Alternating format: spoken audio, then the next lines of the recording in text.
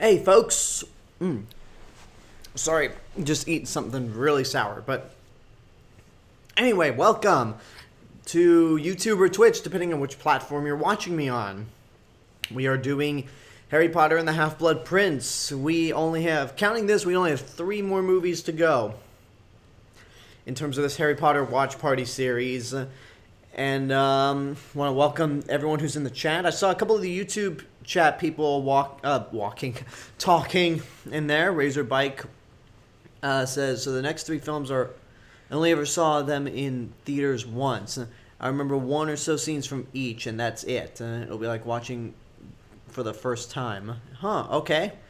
And yeah, this particular movie is one that I've reviewed this already. I've reviewed all the other Harry Potter's movies before, but I feel like Half-Blood Prince is a movie that doesn't get the respect that it should. I think it's vastly underrated, and just like the most normal year Harry's ever had at Hogwarts, and just the nice, quiet calm before the storm. And let's jump into it, because I think this movie is... I want to say it's 2.5 hours long, Yeah, 2 hours, 33 minutes long, Which then again, by this point, the books are super long. Although, ever since Goblet of Fire, the books got longer, but Half-Blood Prince is the shortest of those super long books.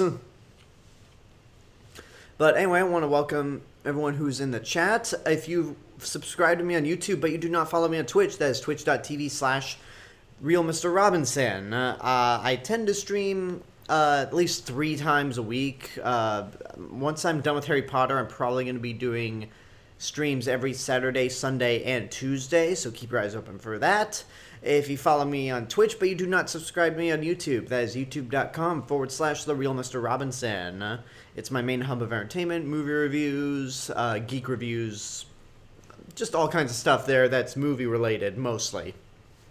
And if you like what I'm doing on either channel, you want to help support financially, you could go to patreon.com/TheRealMrRobinson and support for only $1 a month. But if you want access to exclusive content that no one else gets to see, you can pledge up to $3 or more. If you can't do either, that's fine. Subscribing to me on YouTube or following me on Twitch is good enough. So I welcome any type of support that you give on these channels. And we're just going to hop right in. I don't have much else to say. Luckily, unlike with Order of the Phoenix, I didn't have to rush as much. Actually, I didn't have to rush at all to get this set up. Because I got back home from work about 2 hours before we started. So I had enough time to just set up and relax before we got things going. Then Razorbite continues to say, I've owned the books for a long while, but I've only gotten about halfway through the first one.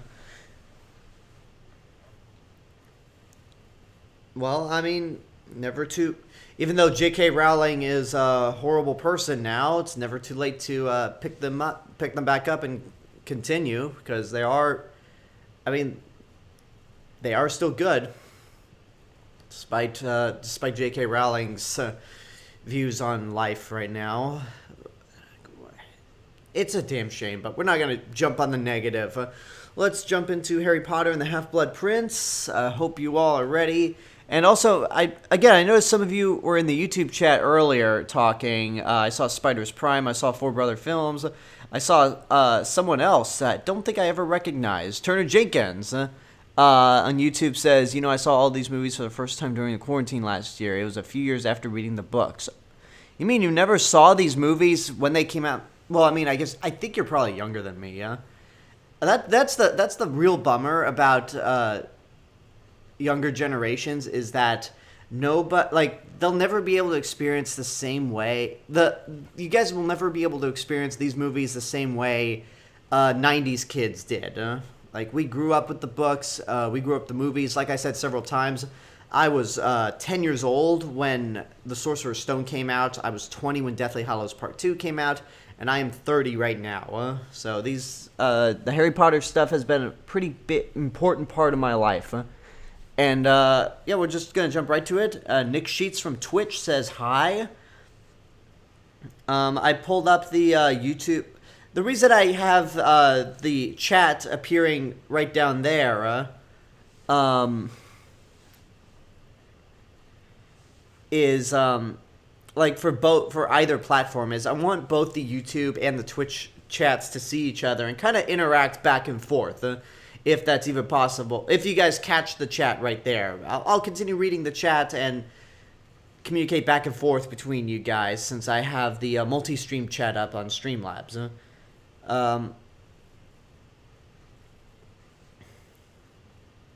Be 17 in September. All right. Well, early happy birthday to you, Turner Jenkins.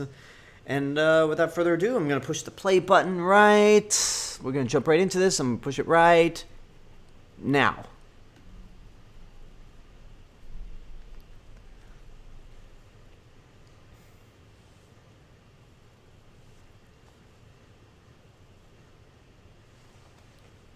Yeah, there's just nothing but darkness and depression.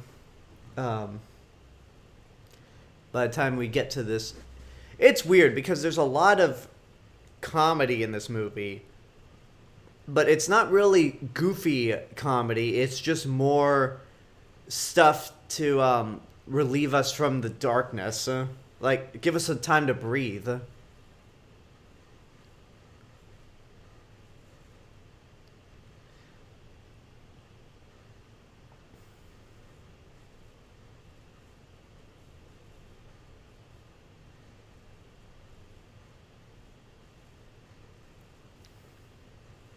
So yeah, that right there is just when we picked up from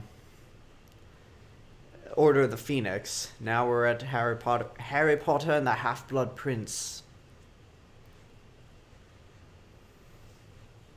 I love the way this movie looks. I'm really bummed that the director of photography of this movie did not come back for the Deathly Hallows films, because this movie does look pretty. It looks beautiful.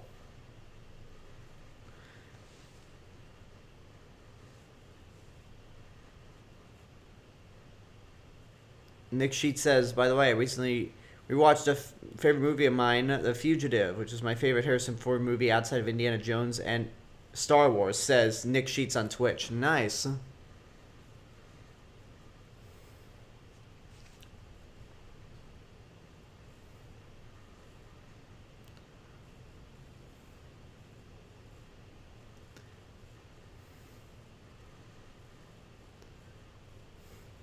Yeah, Death Eaters really are... Oh, they just made their way to Diagon Alley. Or Diagon Alley. So I guess they weren't so... No, I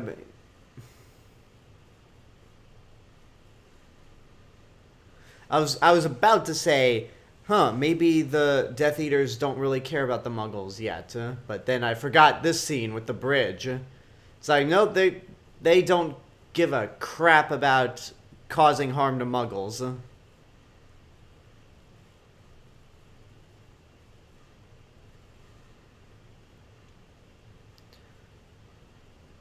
Amazing that they haven't killed any Muggles there, or that any of the cords didn't just go whipping around and decapitate a Muggle.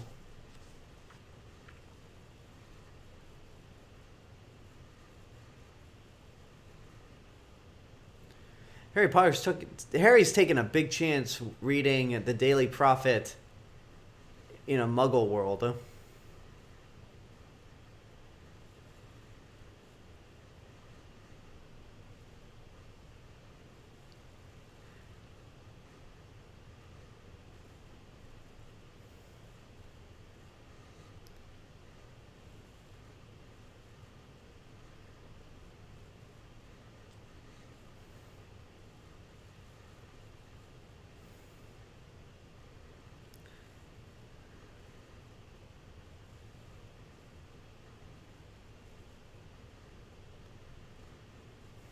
You got this, Harry. Hello there, Swisher. Swisher35 on Twitch says, hey, how's it going? My favorite in the series, maybe tied with Deathly Hallows Part 2. Really? This is your favorite?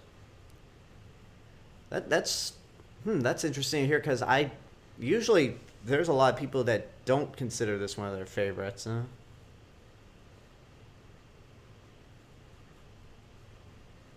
Wait, did did the trailer for... How did a trailer for Spider's Prime... You saying... Hello, Dumbledore. Just standing there. Spider's Prime says, I remember this movie trailer when I saw the first live-action Transformers movie in 2007. There was a trailer for Half-Blood Prince in front of Transformers? Because Order of the Phoenix hadn't come out, was just like 2 weeks from being released. Or maybe a week from being released after Transformers. And they already had a trailer for... They already had a trailer for Half-Blood Prince?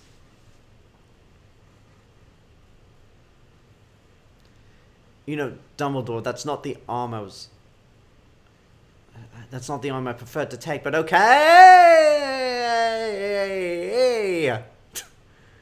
Ooh, that's disorienting. So, for those of you who subscribe to me on YouTube, I usually, whenever I talk about a character teleporting or something, or maybe I don't know if I've ever said on YouTube, maybe, but sometimes in life, rather than saying, like, somebody just teleported somewhere, whether it's in a movie or in real life, I'll usually substitute that for the term apparated. And that's what basically teleporting in Harry Potter is, apparition. Daquan Tate says on YouTube, hey there, Alex, how are you doing today? I'm doing good. I'm tired. But in terms of my day job, today is my Friday, so I've got tomorrow and Tuesday off. So I get to relax those 2 days. And speaking of Tuesday, that's when I'll be doing my live watch party for Deathly Hallows Part 1. And then I'll be doing the watch party for Deathly Hallows Part 2 on Thursday, which is the 10-year anniversary of that film.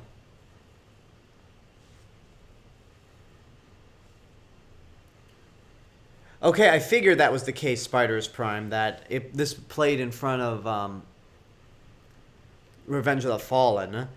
I mean, it would have been weird if the trailer for Half-Blood Prince played in front of the first Transformers, but I don't think it would have been entirely surprising because this movie was supposed to come out in November of 2008, not July of 2009.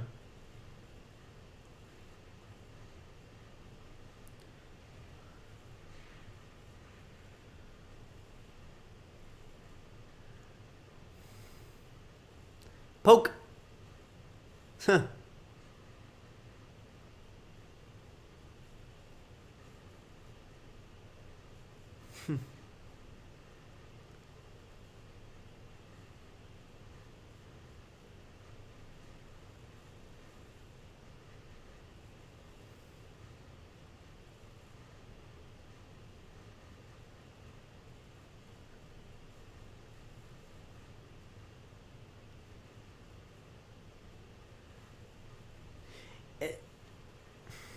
I have not watched Primal yet, Daquan Tate.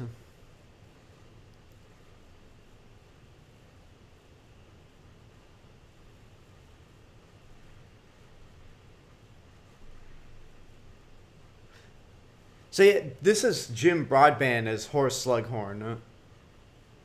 And he's really a great actor, and I think he makes a fine addition to the Harry Potter series. And that line...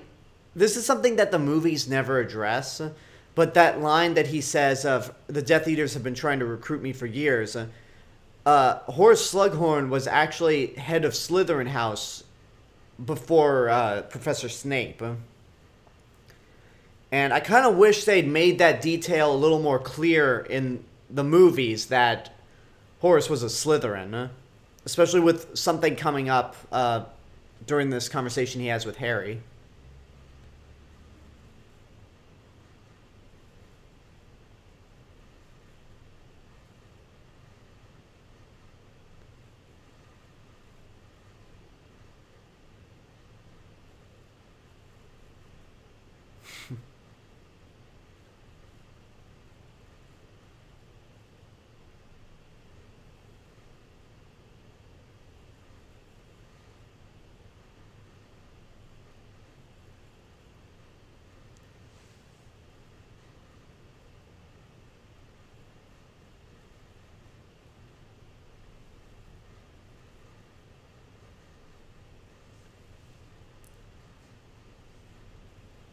See, right there, that line there, like, he says,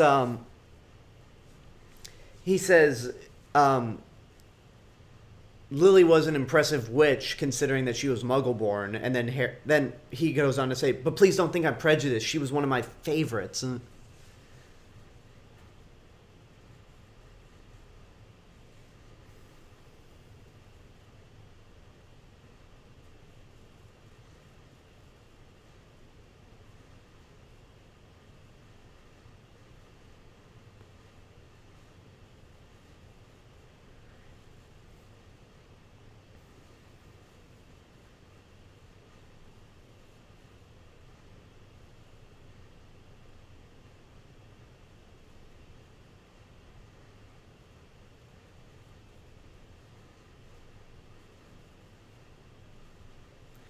yeah, I do kind of wish they gave.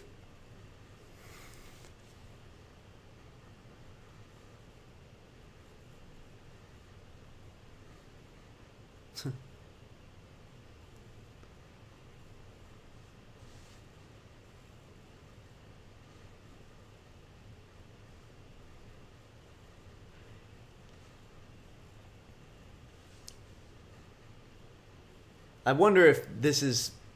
That had to be Dumbledore guilting Horace into coming back,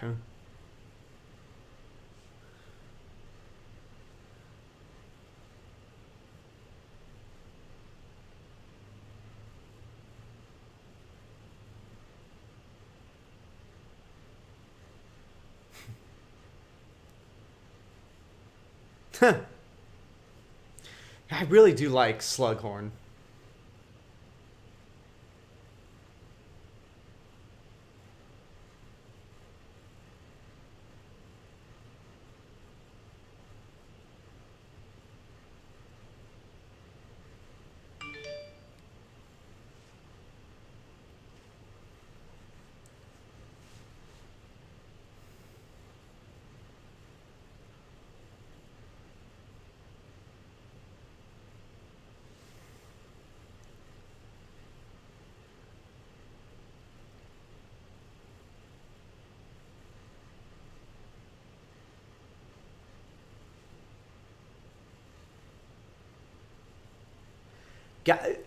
When you think about it, Dumbledore just cock-blocked Harry. Yeah?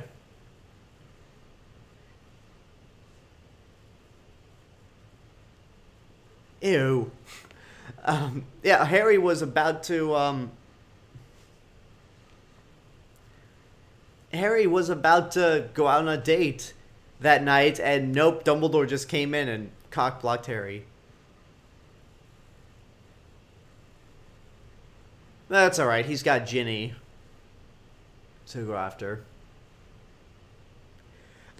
Four Brothers Films on YouTube asks, do you have plans to rank the Wizarding World movies after you're done with the marathon? I mean, I've done the MCU, Star Wars, and Godzilla. No, I haven't done Godzilla yet. I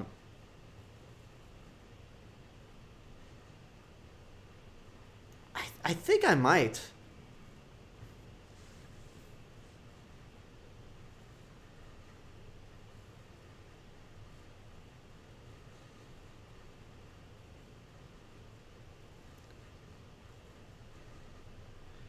There he is.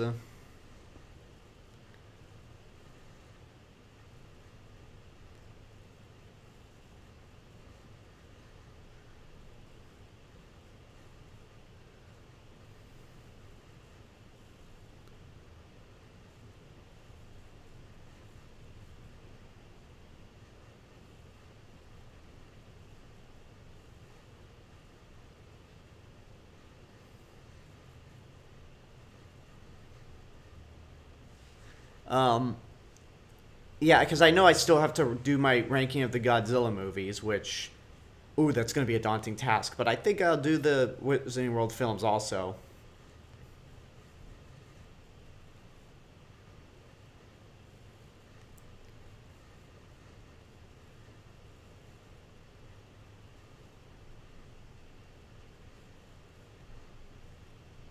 What movie series do I want and don't want rebooted? Well, I'll tell you right now, I don't want the Harry Potter series to be rebooted.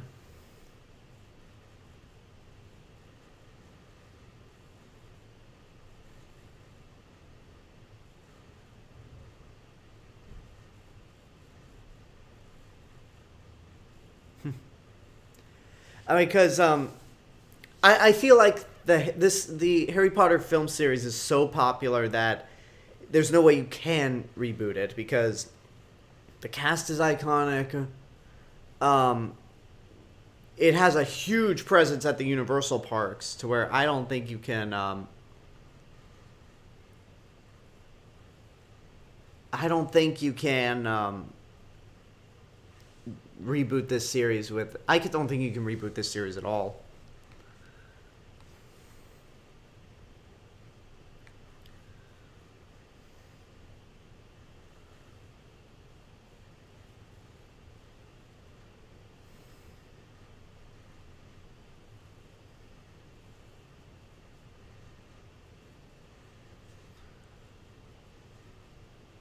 Peter Pettigrew.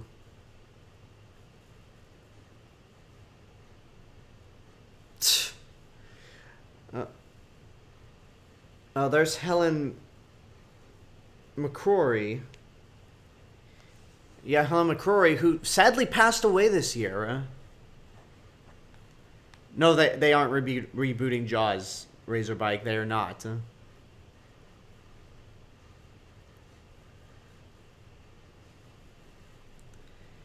But yeah, Helen McCrory.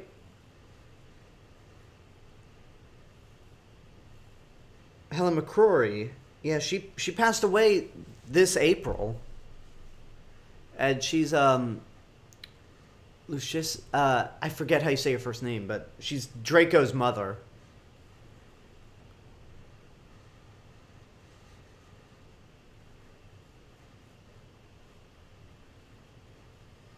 Narcissa Malfoy.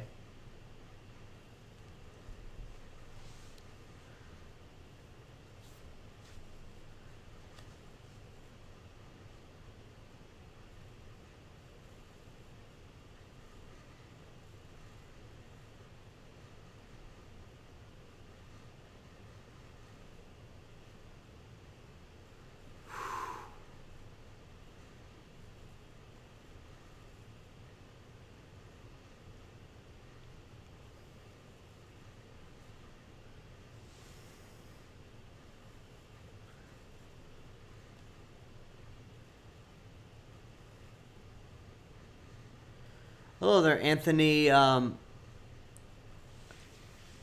Ortega. I don't know when Nightmare Alley's coming out, and I've already reviewed Pacific Rim and Crimson Peak. I don't think I will. I mean, I'm gonna make an announcement stream.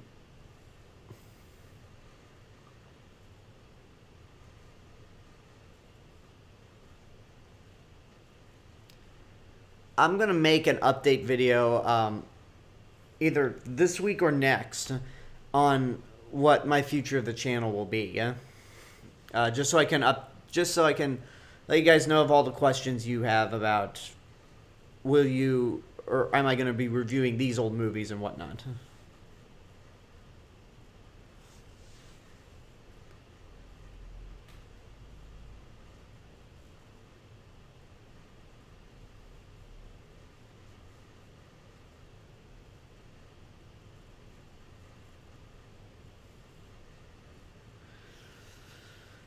That Unbreakable Bond. It's surprising that this movie, like, Goblet of Fire and Order of Phoenix were PG-13, and then Half-Blood Prince goes back to being PG when I don't think I see it as just as dark as the last two movies.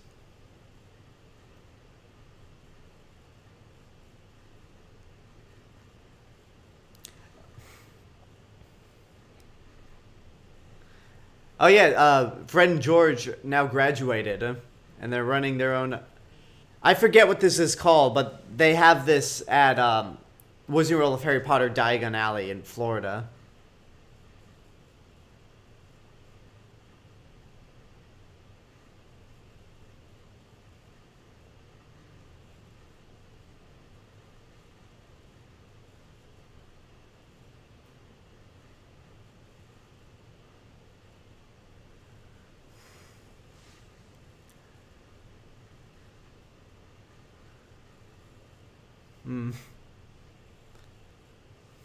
I like this. 5 galleons. I'm your brother. 10 galleons.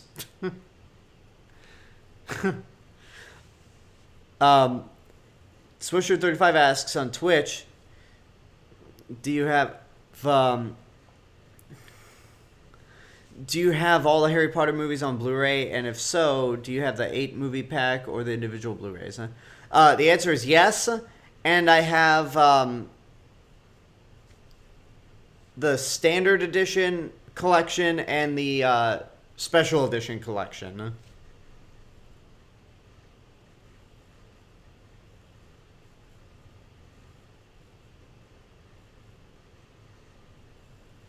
It's creepy to see that Diagon Alley is a ghost town. Huh? It's also so weird that Diagon Alley... I mean, I've seen footage of Diagon Alley at Universal Studios Florida, and it's so open and wide and spacious compared to the actual Diagon Alley here. Malfoy. Here's a weird aspect. Like, for the past 5 movies, we looked at Malfoy going, man, he needs to get punched in the face or something.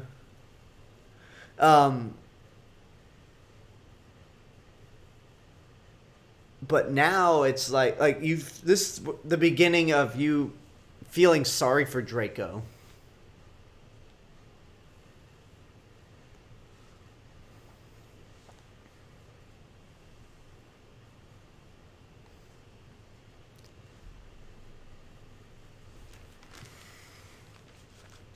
Nothing like getting swindled by your own brothers. Well, I mean, that's what Ron gets for trying to get a discount just based on the fact that he's Fred and George's brother. And besides, I don't think he even bought whatever he was looking at.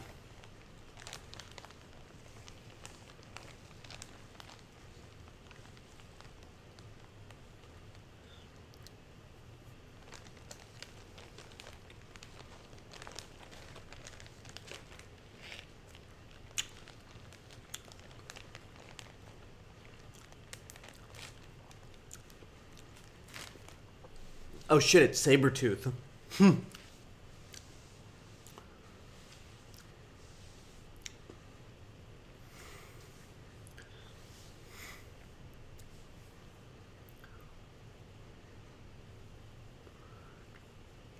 Meanwhile, the Hogwarts Express.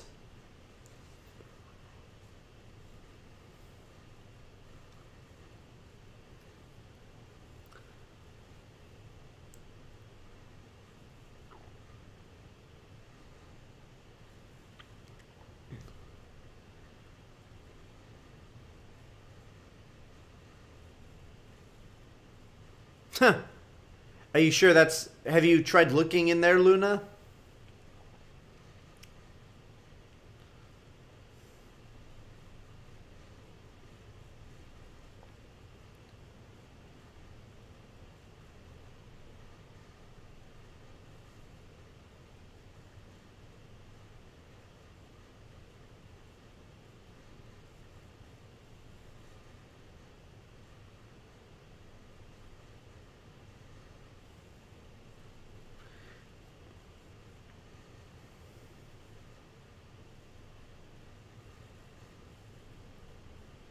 It's like, at this point, I just want to go...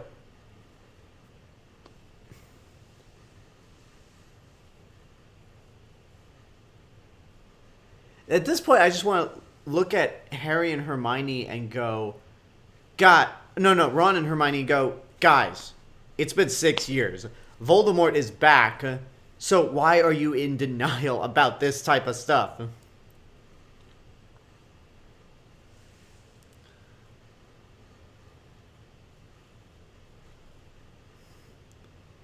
Nightmare Alley will come out on December 3rd. Yeah, I don't think I'll be able to have the time to,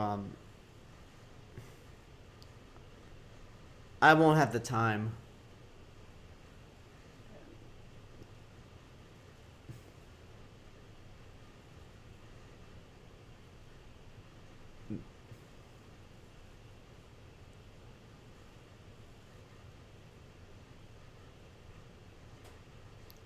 Draco's dressing very fancy-like.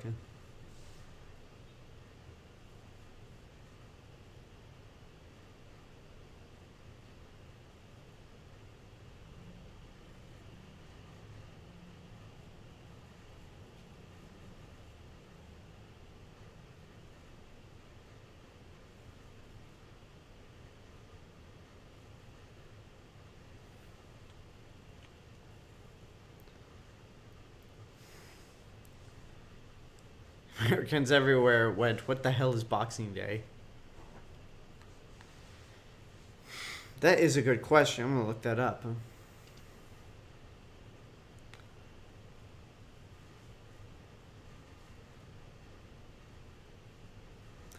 Holiday celebrated the day after Christmas, huh?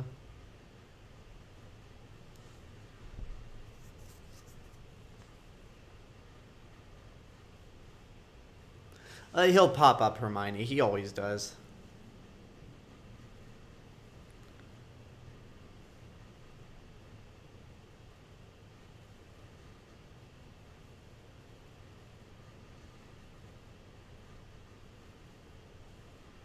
Potter.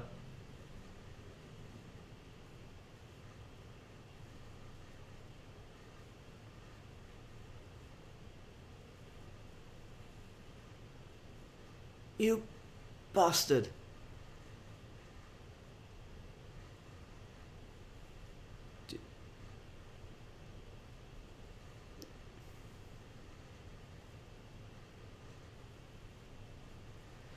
Okay, maybe he still needs a punch in the face, huh? Just... Yeah. Didn't your mommy tell you it was Easter Rouge drop... Didn't your mommy ever teach you it was rude to eavesdrop, Potter? Never mind, she was dead before you could wipe the drool off yourself. And then just breaks his nose. Somebody is high as a kite. Oh, it's just Luna.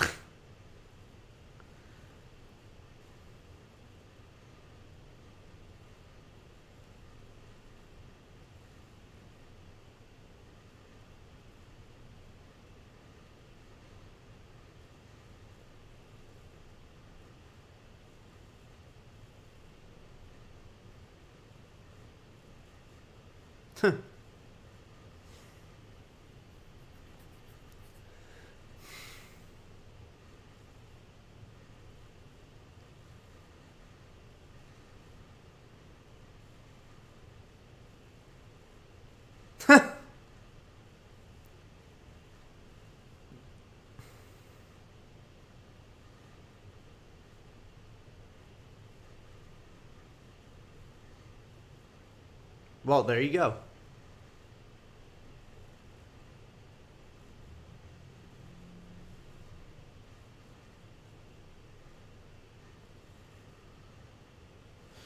Yeah, security's really tight at Hogwarts now.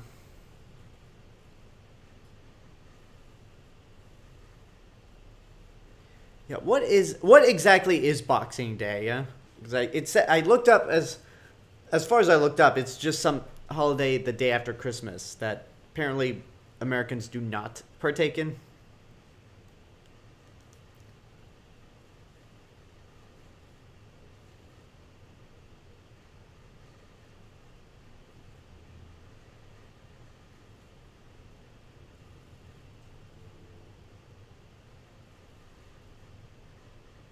Okay. Remember, you asked for this, Harry. Again, you asked for it. But hey, your nose is fixed. Exceptionally ordinary. Oh, God bless you, Luna.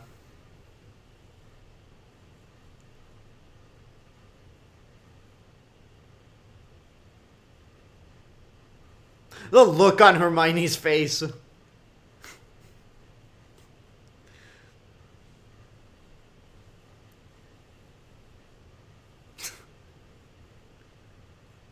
And there he is.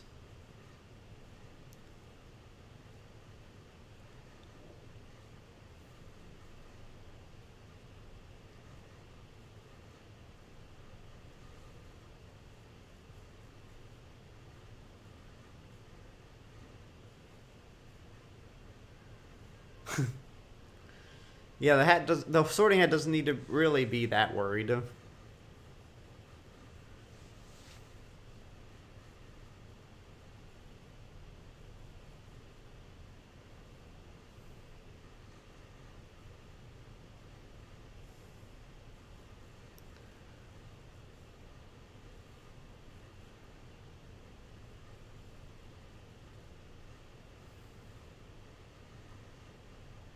But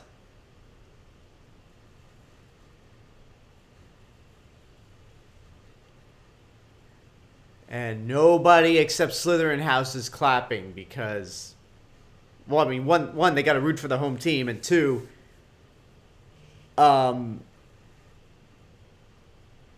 that's a position that Snape's been going after for a long time, and now that he has it, it's like, ooh.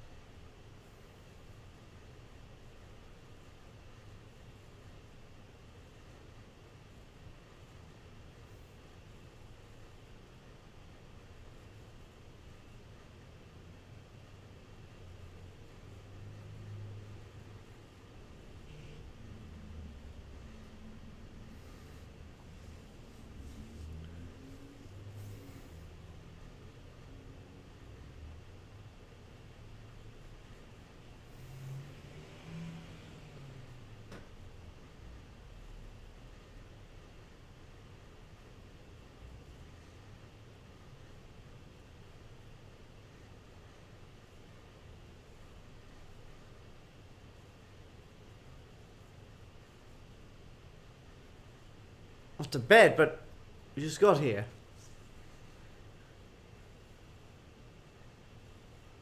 The next day.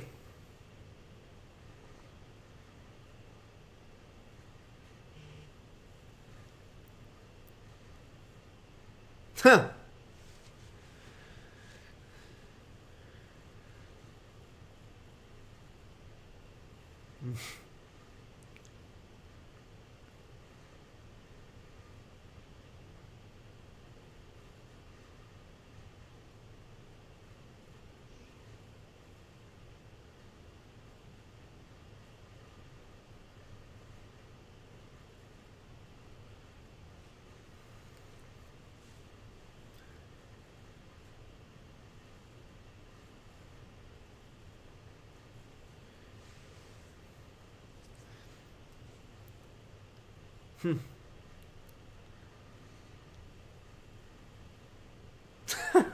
Like that line.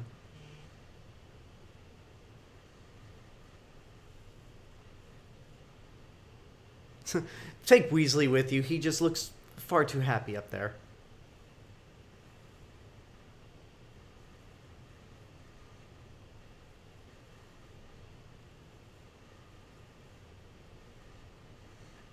I forget that girl's name, but the one who ends up becoming Ron's girlfriend in this story.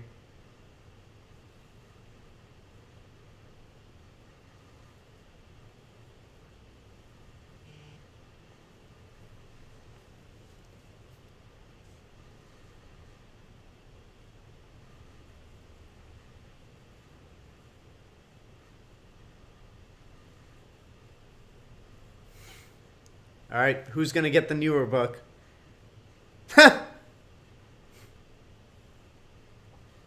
And Weasley won.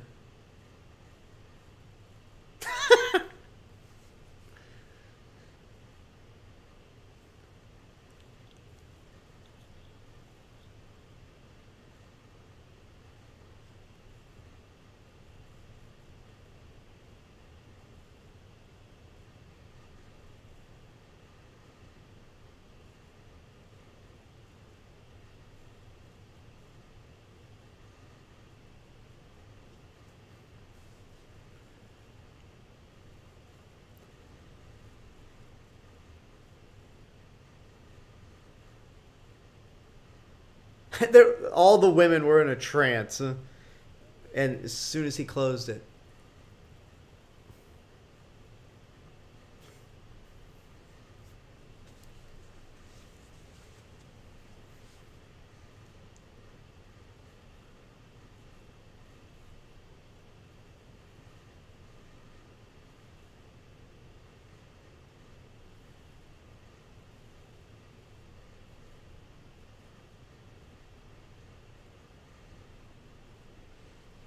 Hmm.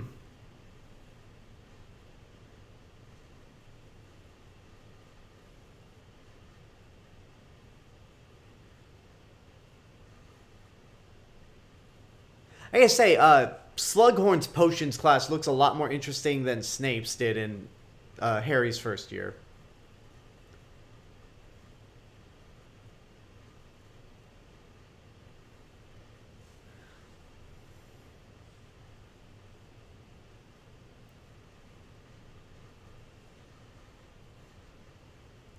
Razorbike on YouTube says, I'm glad the mad dash to get the best book is common in the Wizarding World as well. True, but at the end of the day, it was Harry that got the best book.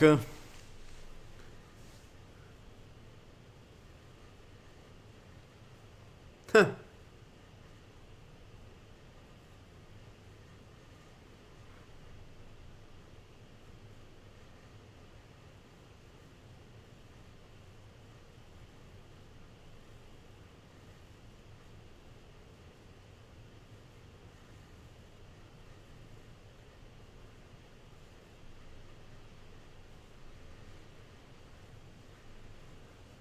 What I love, one of the things I love in this sequence is how frizzy. Oh,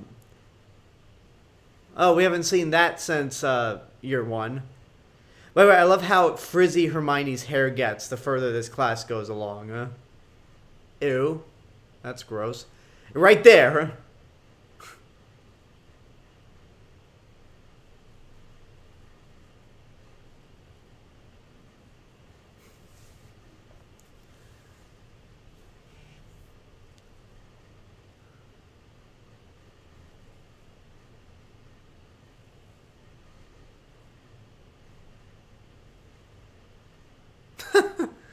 So joyous for that aspect.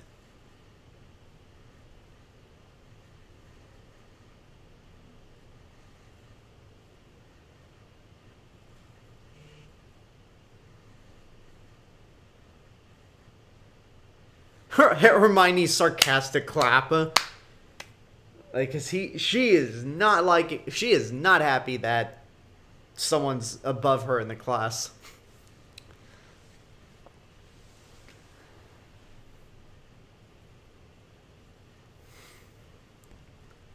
If there's one small flaw to this movie, it's that I don't feel like there's too much of a plot. Like, in terms of like getting to like the majority of the plot, it kind of comes in and out.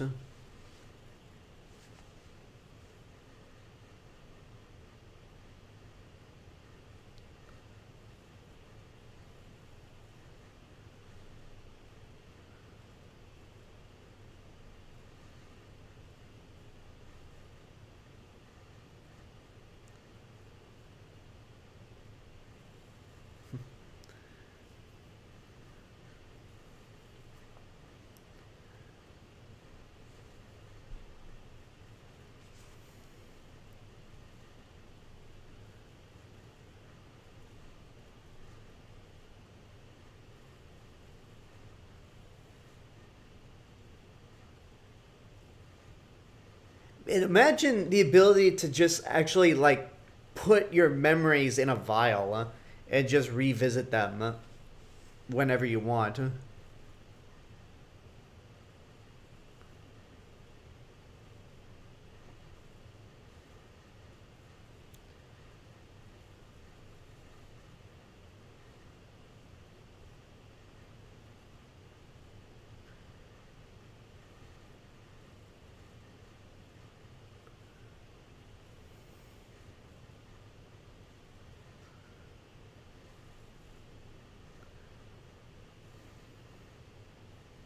They really do get creative with a lot of the magical conjurings in this movie, or in this entire series, not just Half Blood Prince. The movie.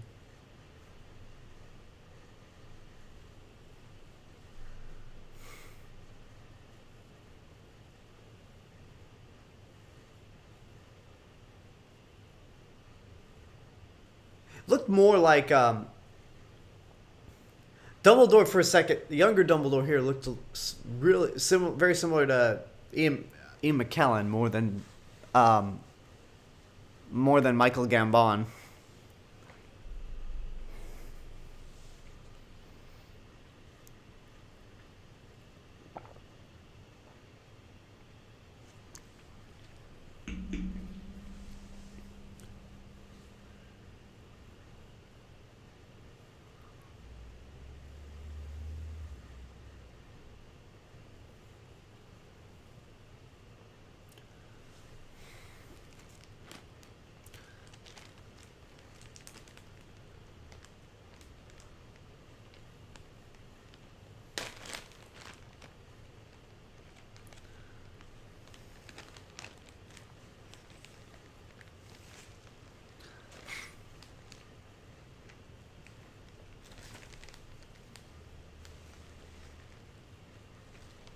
Ooh, okay.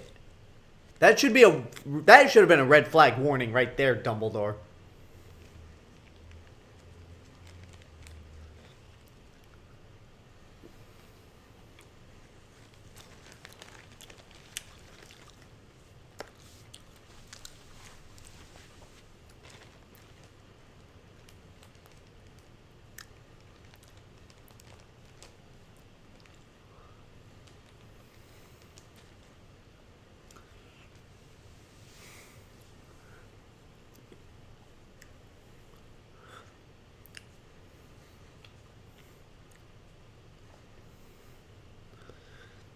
I feel like the second Tom Riddle said, "I can make bad things happen to people," that really should have, and that, like, I really think that should have been all of, as Razorbike says there, this is just reeking of red flags.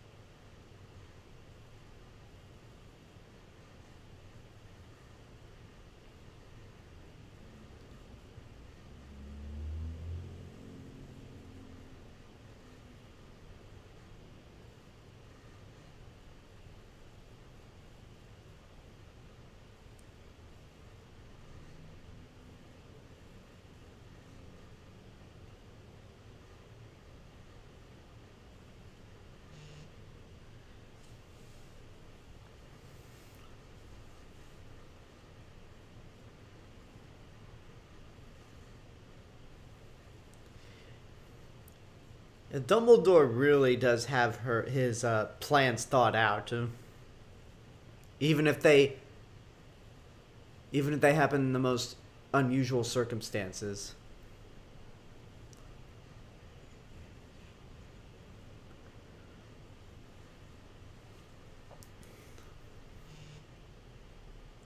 God, this movie looks gorgeous. I still can't get over how beautiful this movie looks in terms of cinematography.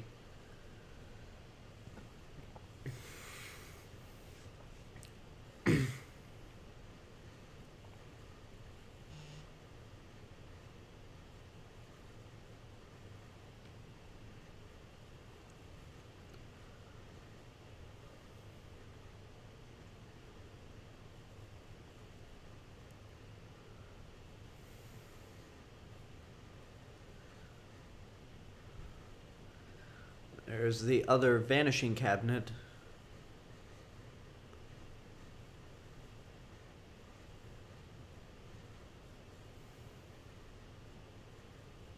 But enough of that. It's Quidditch time. We haven't seen Quidditch in a while.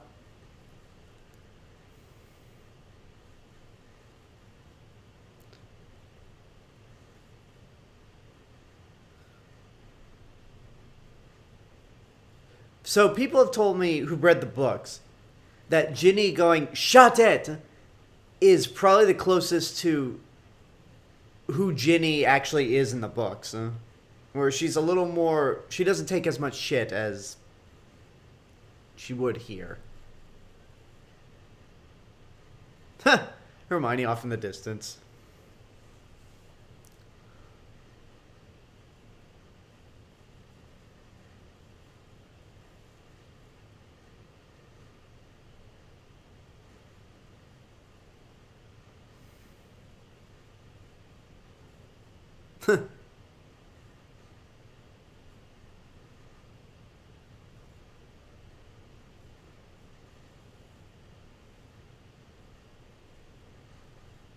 I like how Ron's the only one wearing a helmet. God,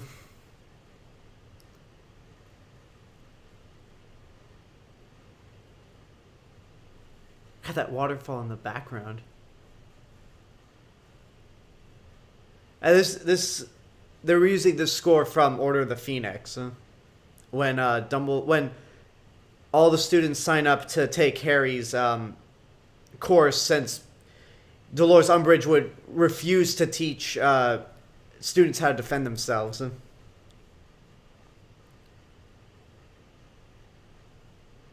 You got this, Weasley. Okay, not as impressive as Korvac, but still pretty good.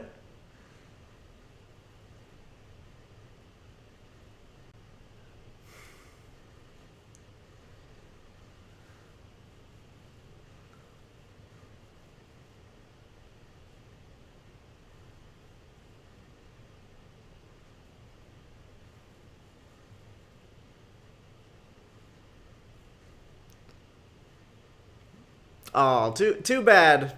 Maybe next year. Assuming you aren't a 7th year. Huh!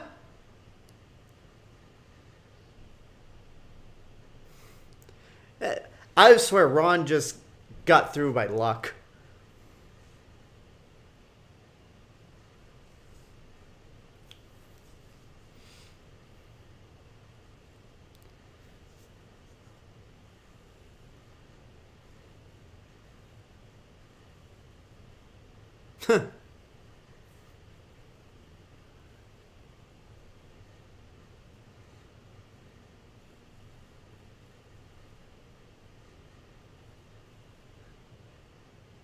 Don't remind me, Ron.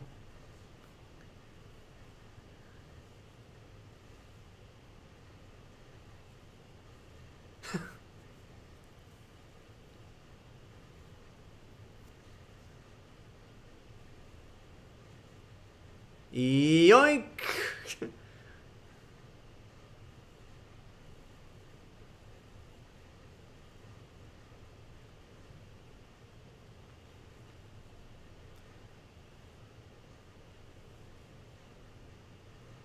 I gotta say, with some of the later entries in the Harry Potter series, she came up with the weirdest titles. I mean, maybe there's more to the Half-Blood Prince mystery in the book, but with the movie, it just seems like the mystery of the Half-Blood Prince is kind of in the back burner. Just in the way, like, the Goblet of Fire is just... It appears once in the entire story, and then it's gone.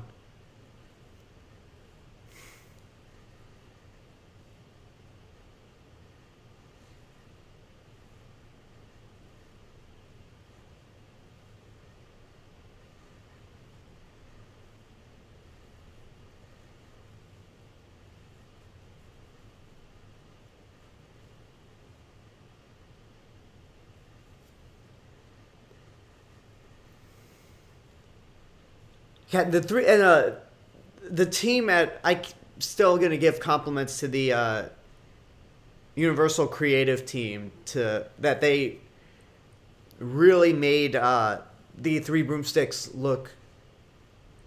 I mean, bigger than it is here, but still looks very close to how they built it in the books, in the movie here.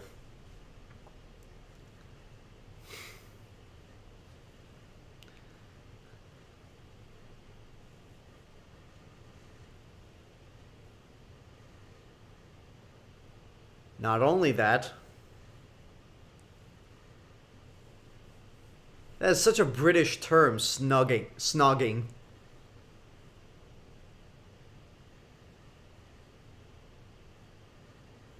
Although I gotta say, the butterbeer there looks a lot thicker than in than at the parks.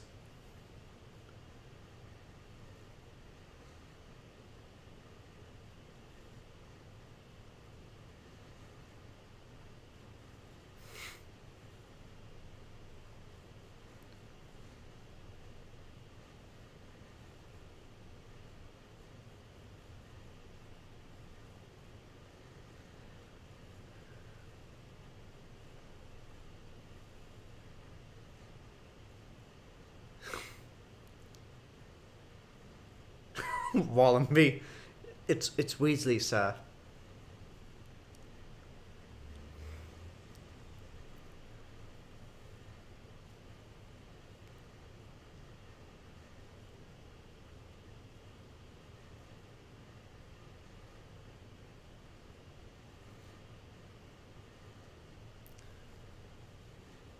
I gotta say, yeah, that does not.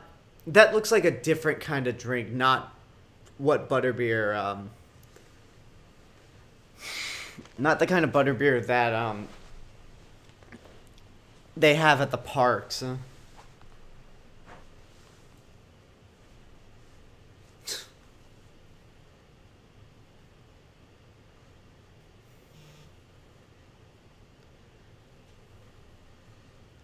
Oh, something.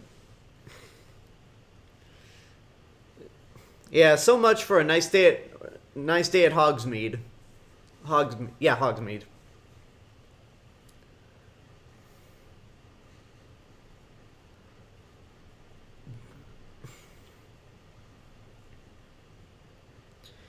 And I gotta say, Razorback, I haven't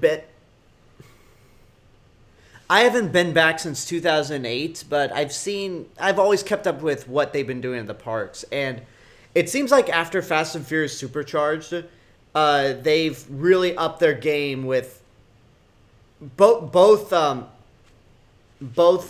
Orlando and Hollywood parks. They really stepped up their game of not making any more 4D rides, because they had Hagrid's Motorbike Adventures, Jurassic World: The Ride, Secret Life of Pets, and Velocicoaster. So I think they've learned to pull back on the 4D rides.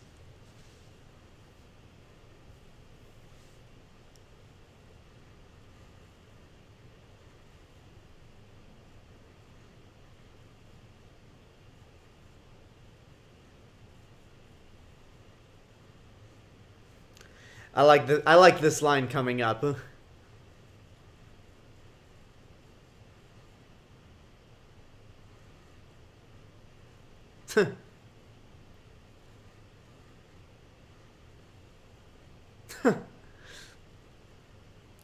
So it's pretty much the equivalent of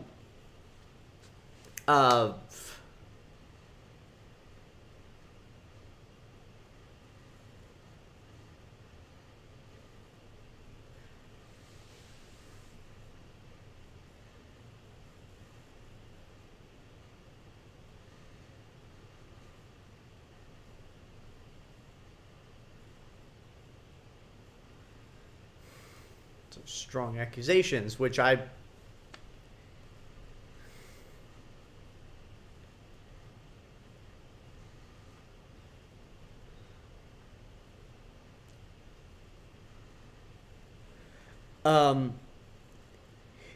if you went on Fast and Furious Supercharged, then it seems like the last time you were there was 2018, huh?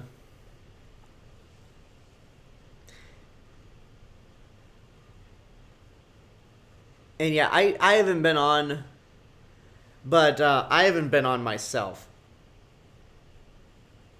But I mean, the Hollywood one, it works within the context of the studio tour, but I don't see how standing alone the fact that Supercharged could work.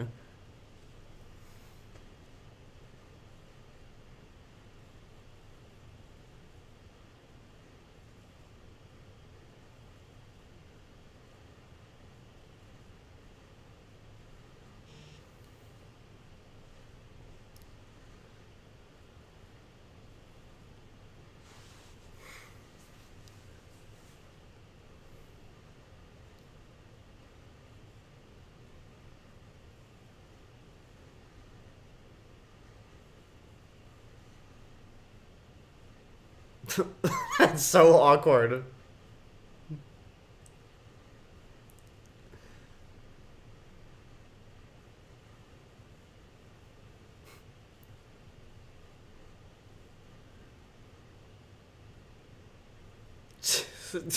Really nice.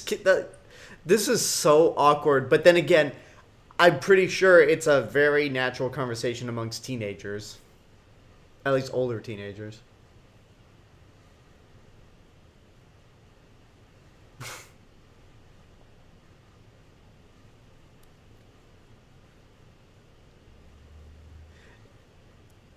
That they replaced not only Disaster, but Beetlejuice's Graveyard Review.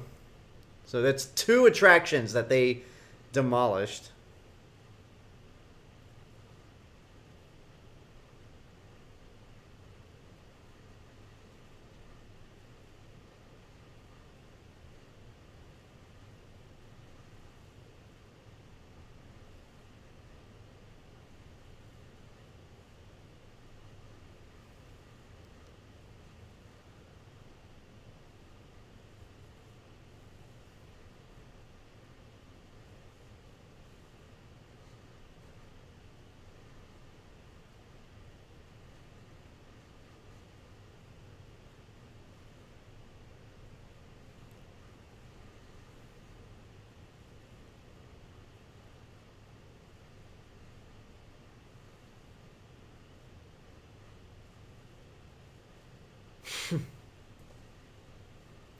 I love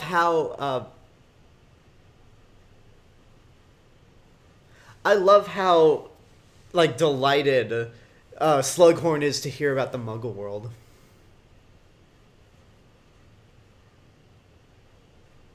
Okay, sit down, Harry. Sit down. I know you're excited, but just sit your ass down. We've seen Hermione's parents briefly in Chamber of Secrets. Huh?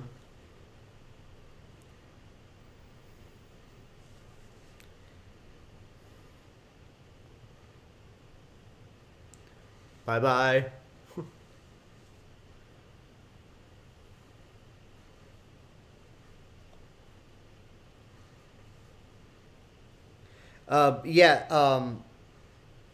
Yeah, they appear again in Deathly Hallows Part 1. One of them is actually played by Michelle Fairley, who played Catelyn Stark in Game of Thrones.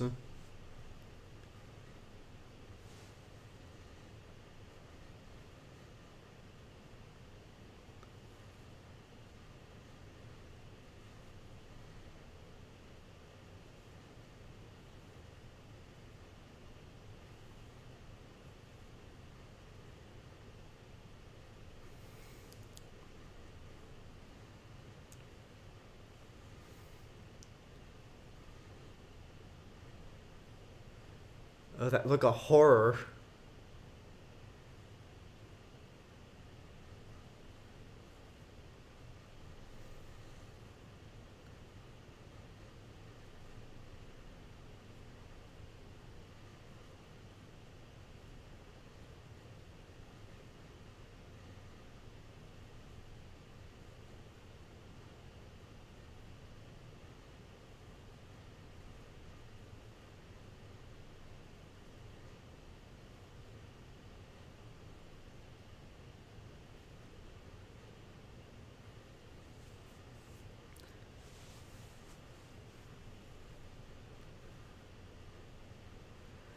Okay, I apologize for not catching this earlier, but Kakurin26, 41 minutes ago, subscribed to me on YouTube. Thank you for the subscription. What a dork.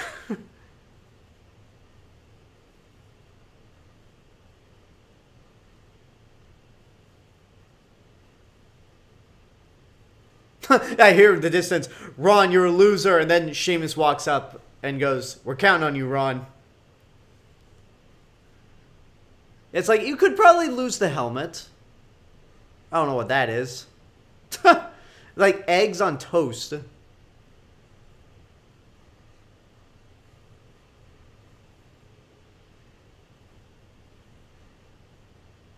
Phrasing.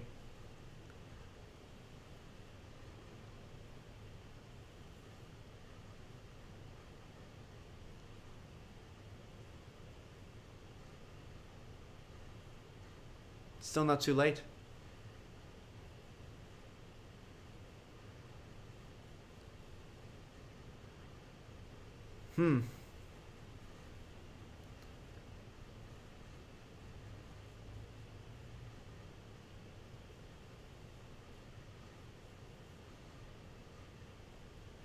Hi, Luna. No. Why are you snitching on me, Luna?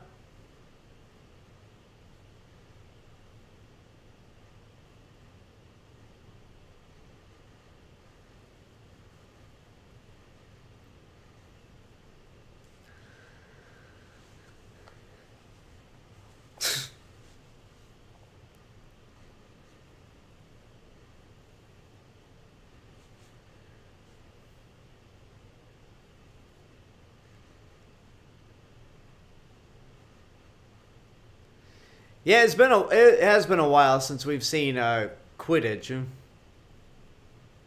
and of course, it's never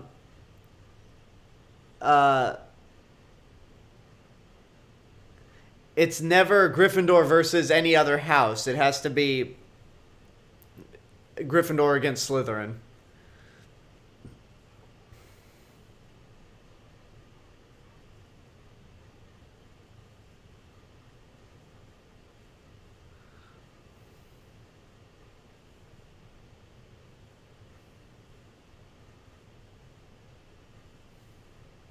Ooh, that's going to leave a mark.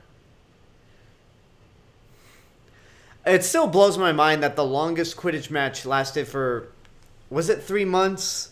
Is that what we've learned? Weasley, Weasley, Weasley, Weasley.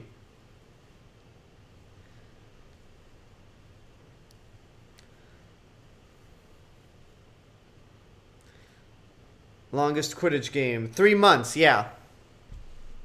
Weasley, Weasley, Weasley, Weasley.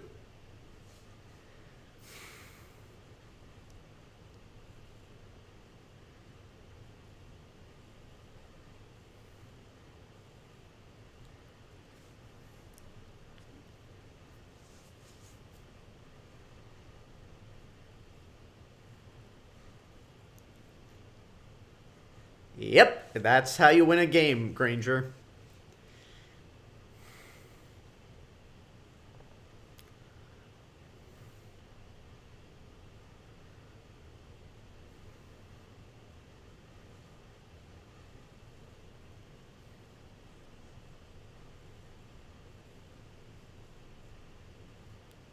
Will this work out for Ron, knowing his luck? No, it won't. I mean, they won.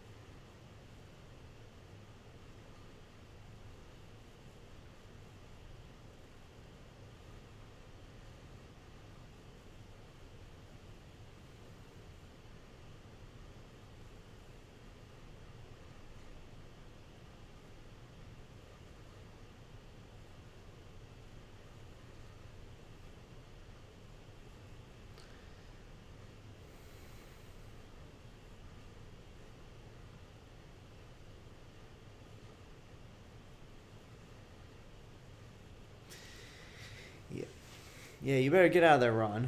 Hello, Bright Guy 2015. Welcome to the stream.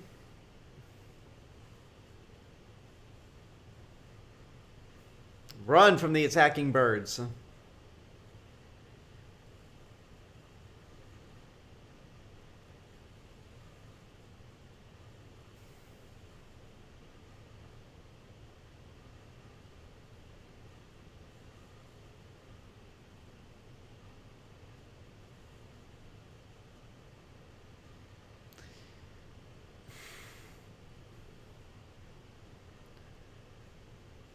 I think it's the more quiet and subtle moments that I love about this movie. Yeah, like just these characters coming into age, dealing with I don't know, some of these romances, or just having to grow up with these more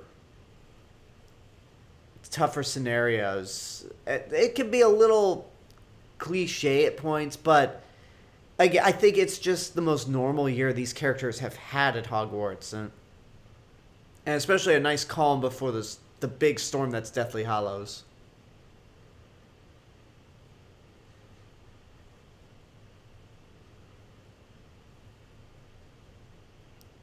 Hmm.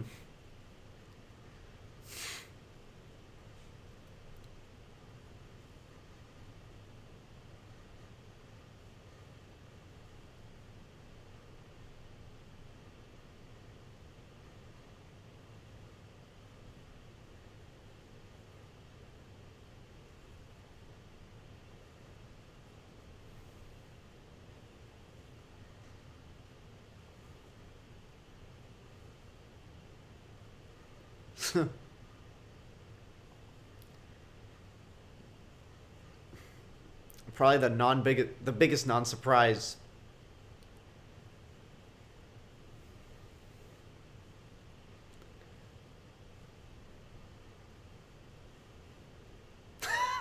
Get out of it, Harry.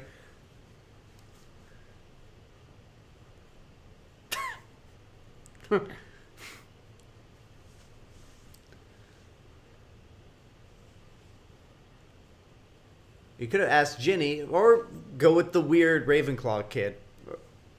Weird Ravenclaw girl.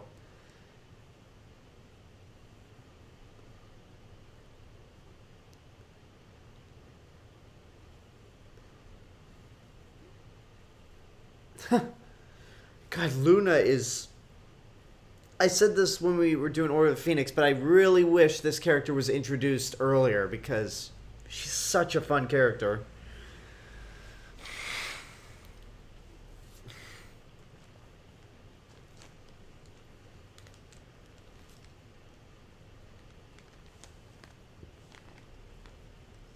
I feel like we saw that shot already.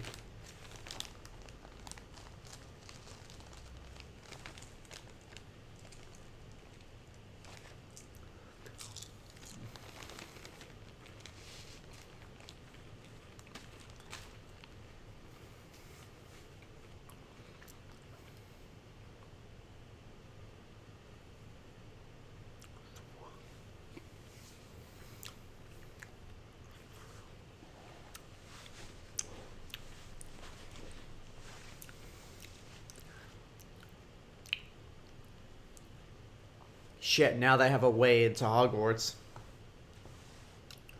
Slughorn has the weirdest faces.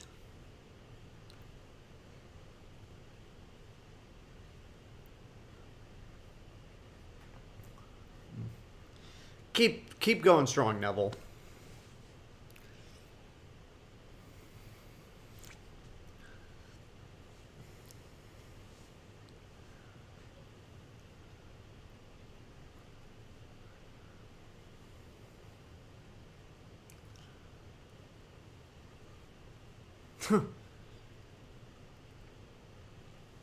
Yeah, that certainly backfired, Hermione.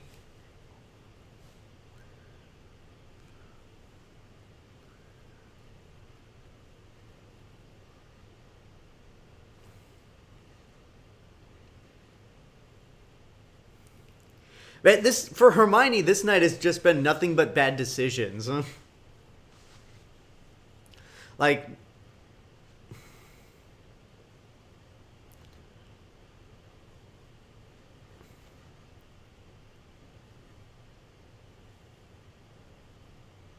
ew. So the Dragon Tartar is the wizarding equivalent of Rocky Mountain oysters.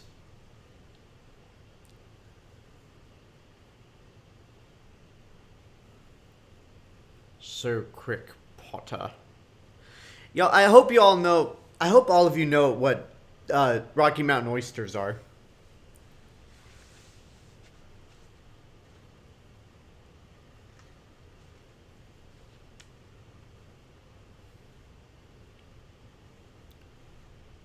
holiday.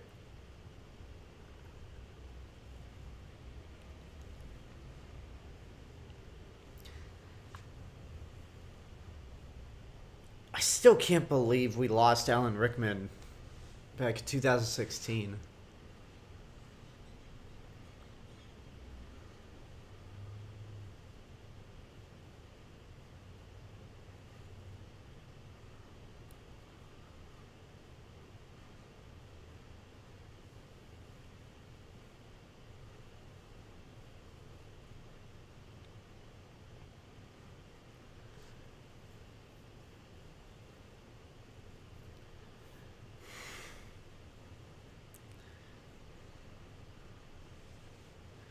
Yes, I know what they are, but I would say what they are, says Spider's Param on YouTube.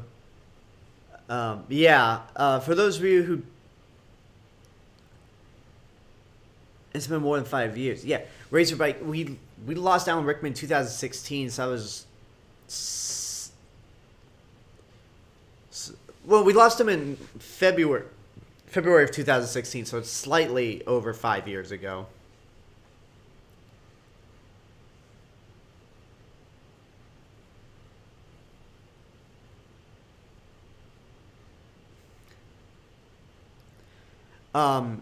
But yeah, for those of you who don't know,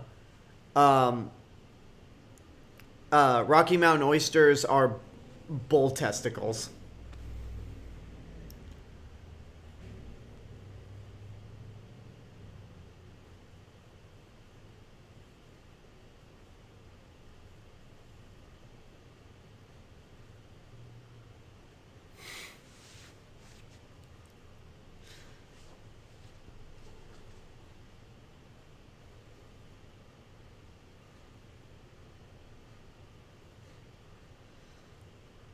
Overly attached girlfriend much?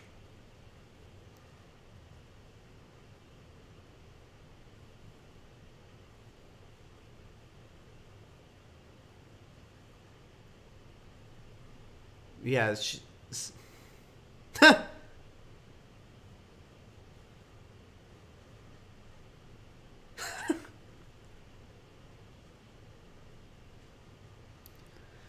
Oh, that's, yeah, that's problematic.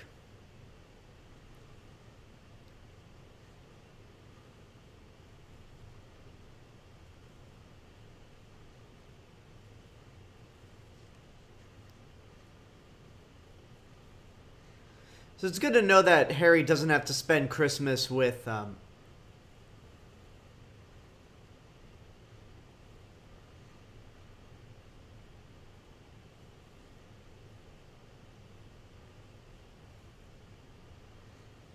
Oh yeah, Remus and Tonks.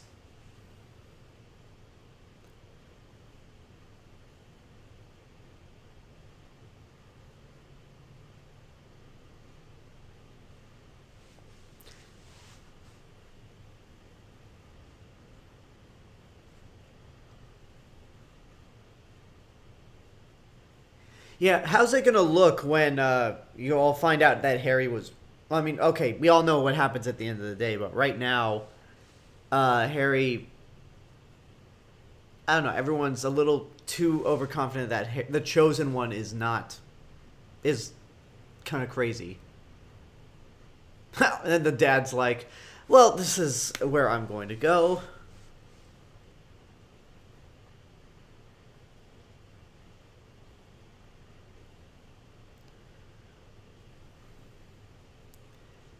And Harry Potter gets super high right now. And a delightful moment. Little cute. Little meet cute. Ruined.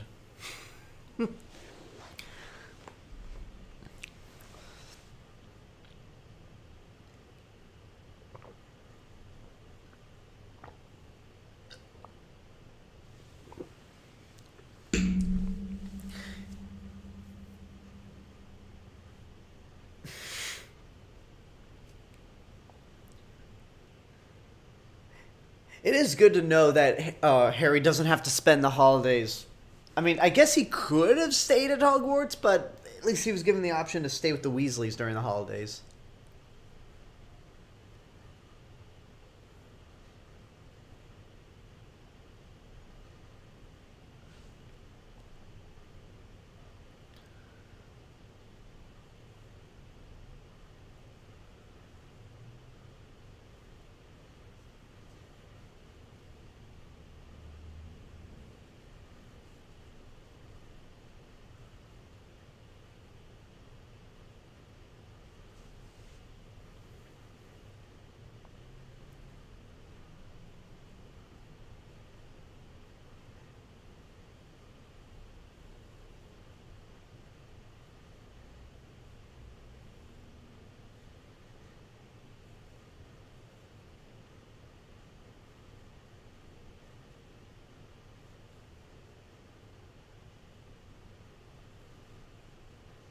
Yeah, might want to search Hogwarts for that second vanishing cabinet, Harry.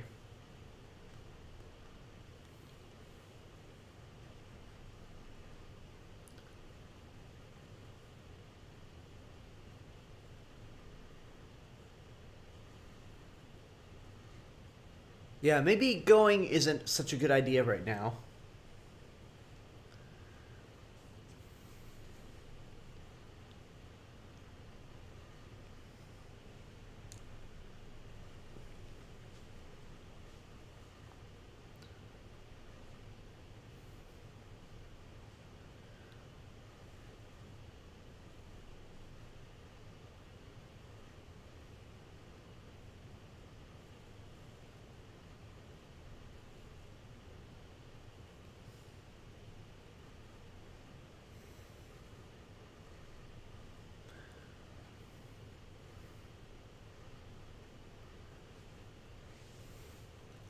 Of course, another interruption.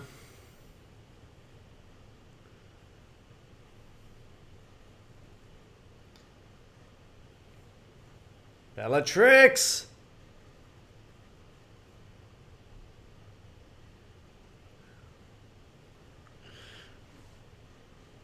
Harry, it's a trap.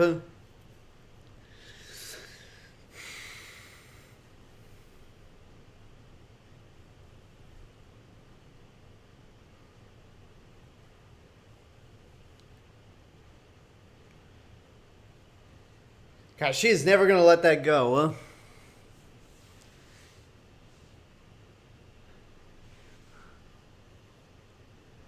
Oh, I'm sorry to hear that, Turner Jenkins. Best wishes to you and to your family. I hope you just take care of yourself, man. Just do what you have to do, and hopefully we see you around in some of the other streams, whether it's right here on YouTube or one of the gaming streams over on Twitch.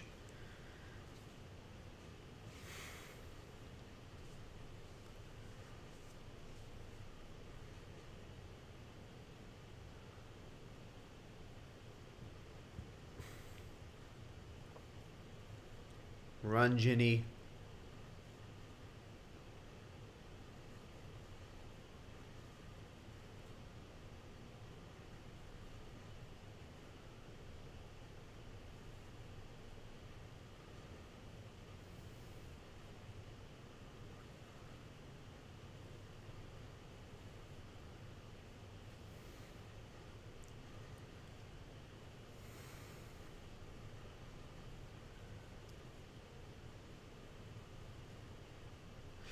Still, Helena Bonham Carter as Bellatrix Lestrange is still a great casting choice. Huh?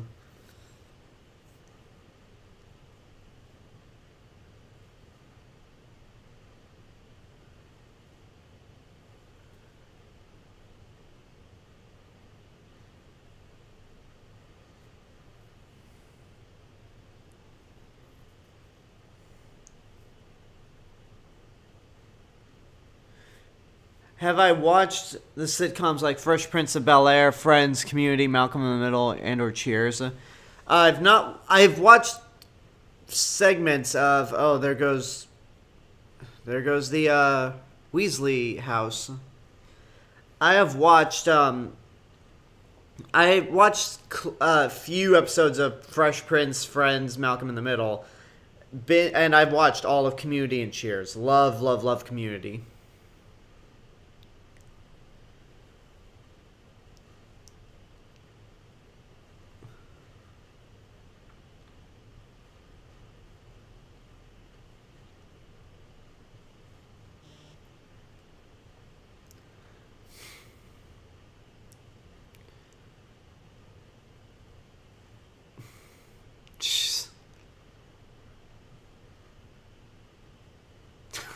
That might be my favorite GIF on the internet of Hermione.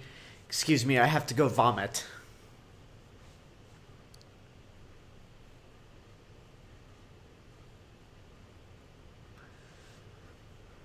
Hey, back with the memories with Dumbledore.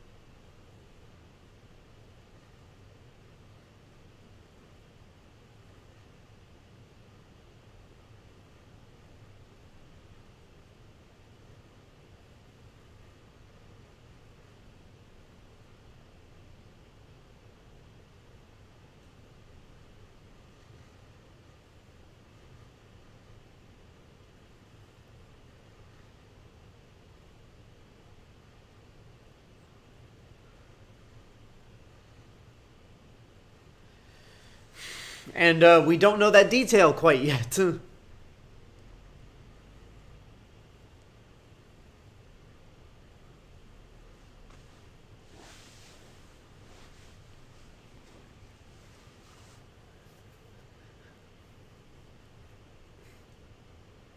I think I'd go with Bugs Bunny as my favorite Looney Tunes character.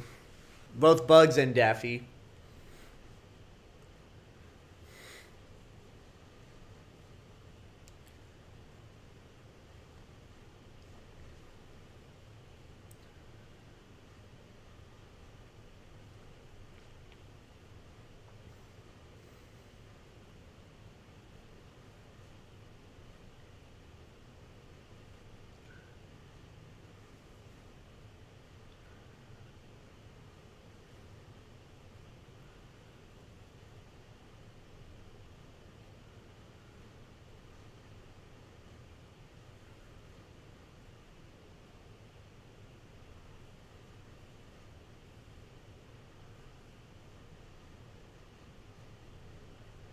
Yeah, just make sure you word make sure you word your conversation carefully, Harry. Ew. Just a rat tail.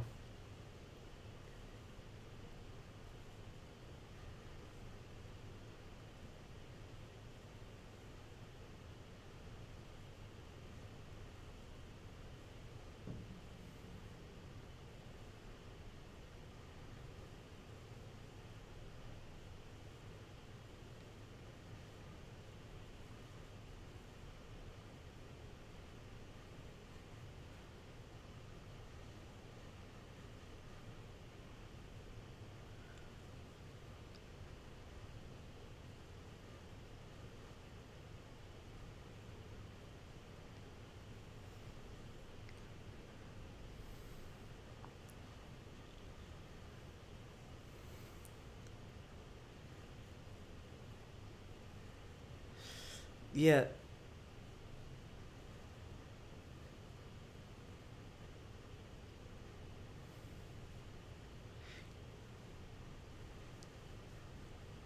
You blew it, Harry. Ask too many questions.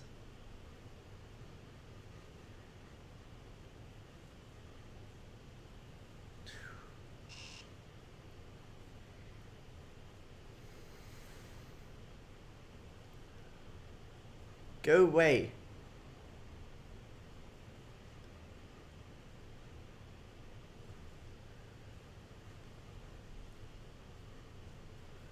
Well, hey, you tried, Harry.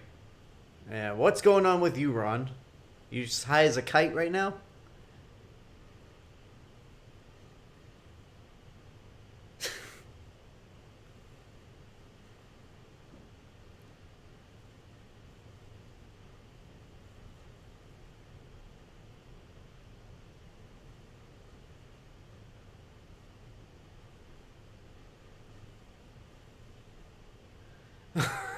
Then Ron just gets in the same bed.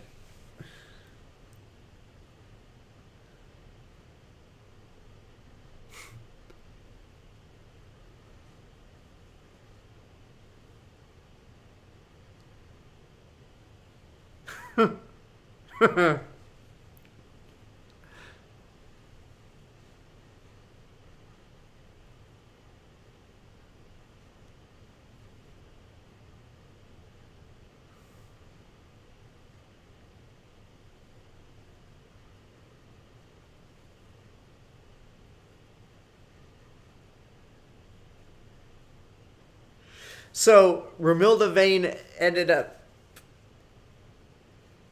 So, that box of chocolates... If it's my understanding, that was supposed to be for Harry, not Ron.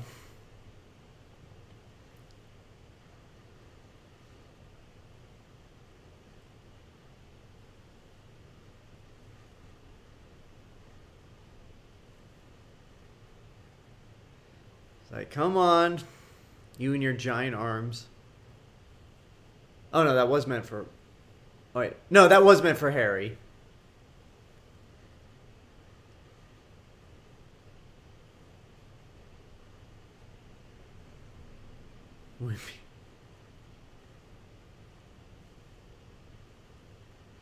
Like, Horace, you can remember Ginny's last name, but not Ron's?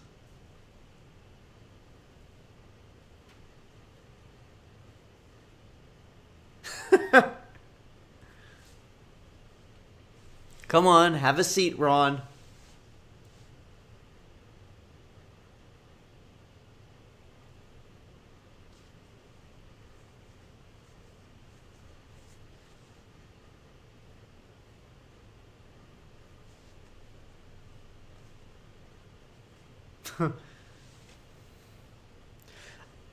Oops.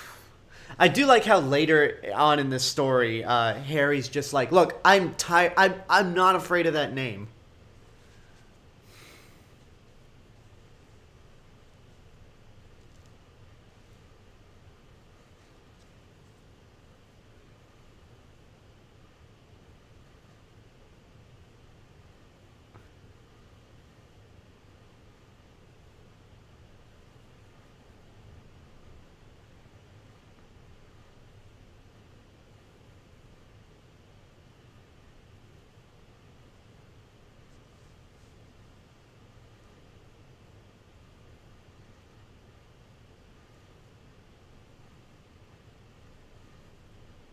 And death, shit.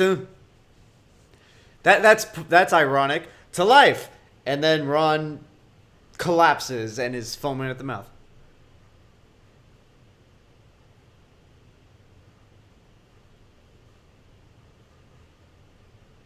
Jesus, help, somebody help him.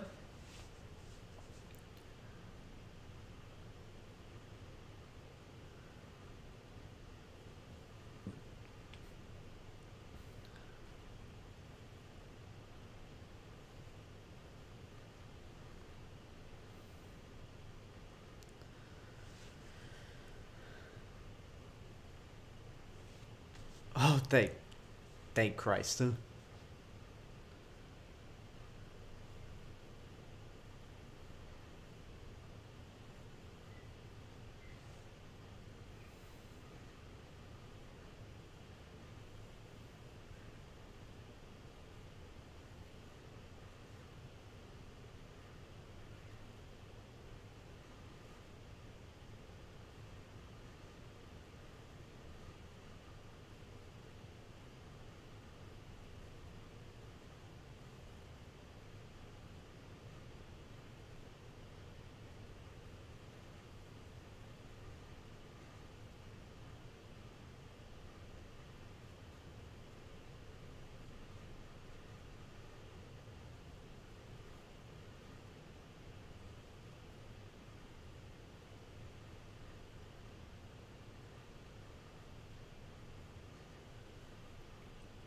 So that's the second thing.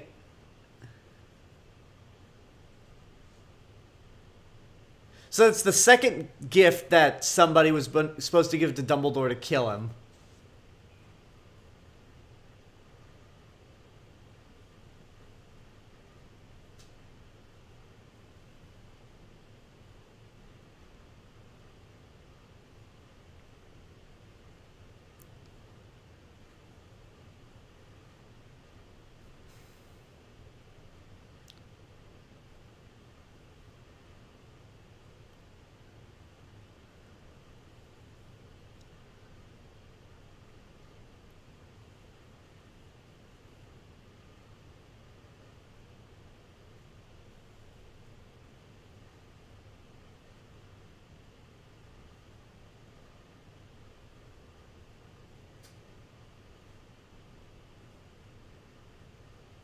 Well, there it is. Now I know who Ron cares about the most. I'm sure that's not the worst. I'm sure that's not the worst thing to happen to that. I forget her name. But I'm sure that's not the worst thing to happen to her. Oh, I wish I hadn't said that.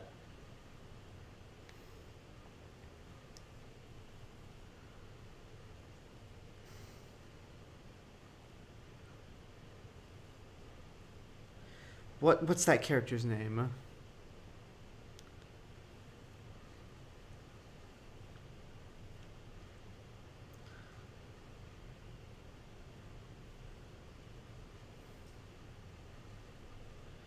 Um.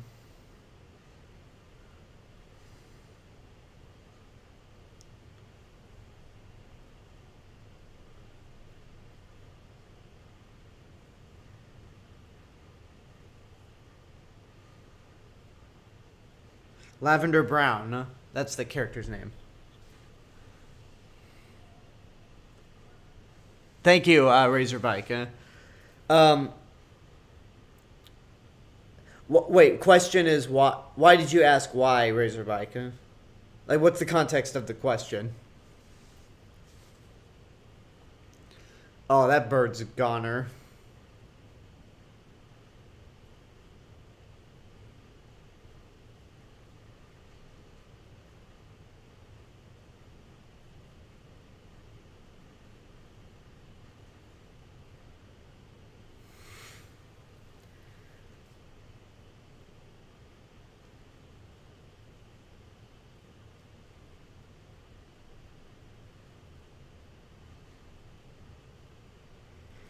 Yeah, we're really getting to the point where you actually do feel sorry for Draco, because he's really roped into a situation where he really does not want to do this. Oh, why do I regret saying that this is not the worst, that clearly nothing worse could happen to her? Because this character dies in Deathly Hallows. Yeah, Lavender dies in Deathly Hallows, unfortunately.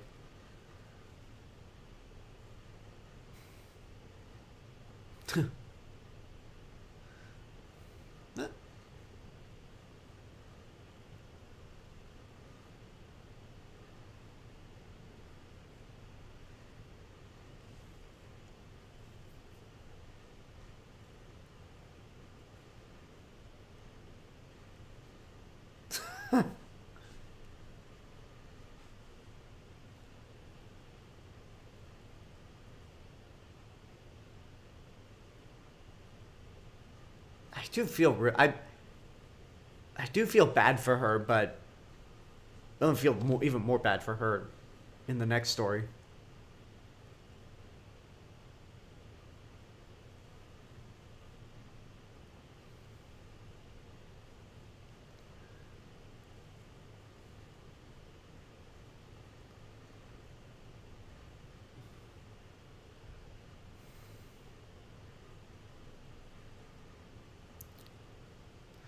Oh, the truth will come. Don't worry, Hermione.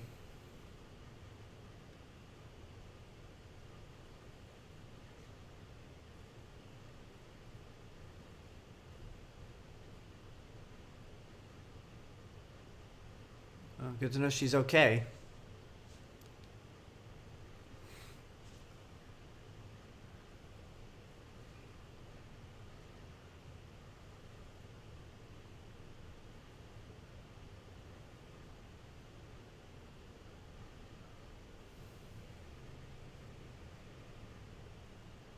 Oh wait, now it's coming back to me.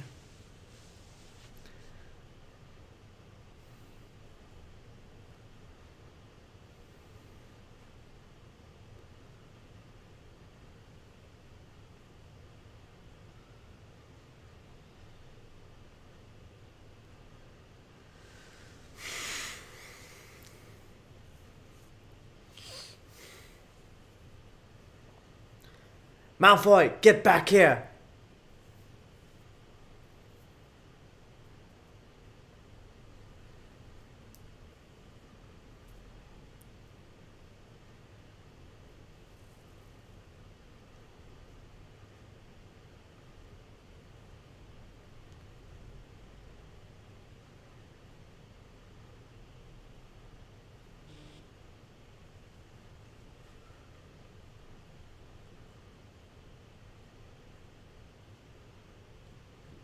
Talk it out, or you could throw magic at each other.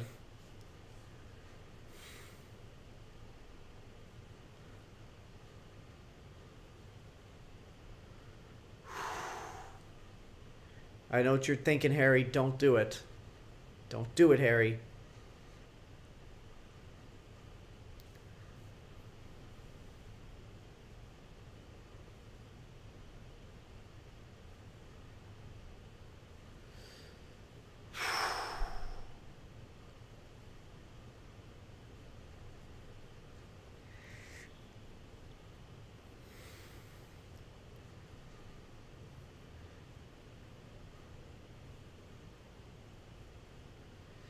Yeah, that's... went a little too far, Harry.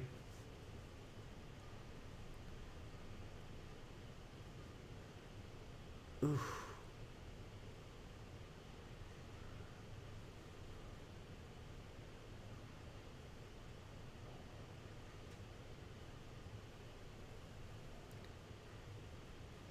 Yeah. Yeah, Snape knows something.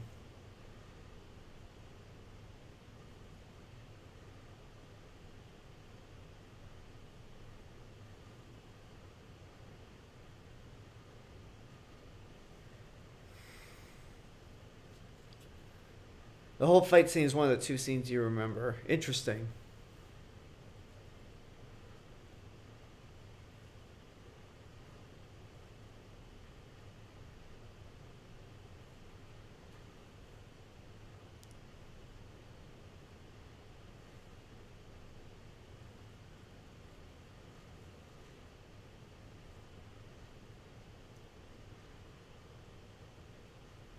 Wow, that was a jarring jump.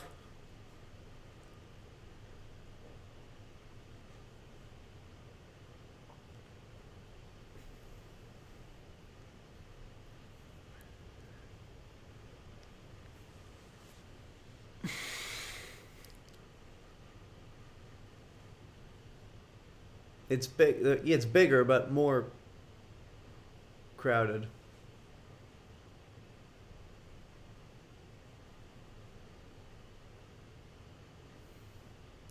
Or you could, burn it so nobody could ever use it.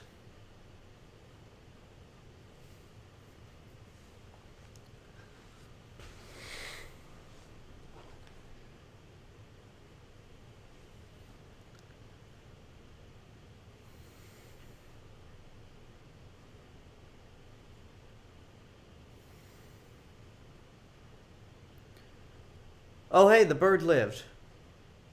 Unless that's a different bird.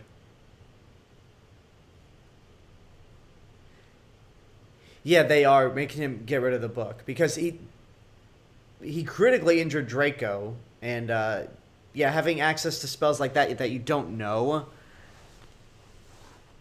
it's very dangerous.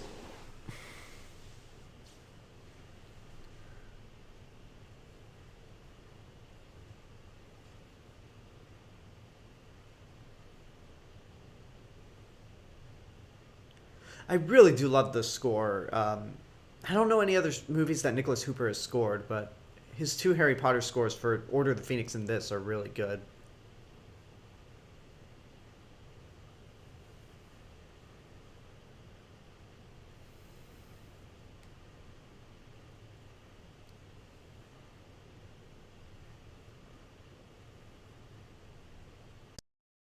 The kiss between Cho from Order of the Phoenix.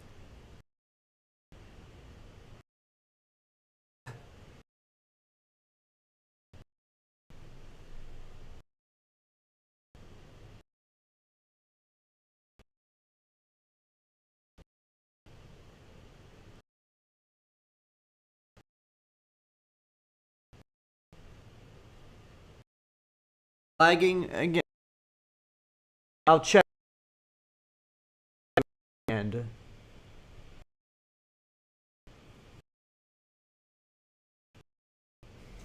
um.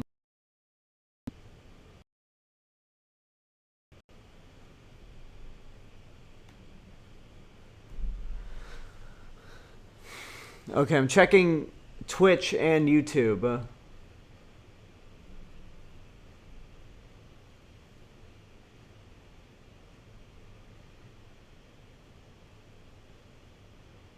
It looks like...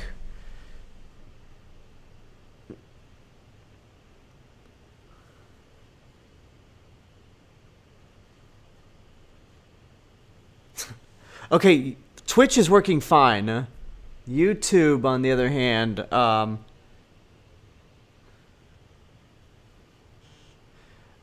goddamn commercials. But yeah, if YouTube is lagging, go over to Twitch. Okay,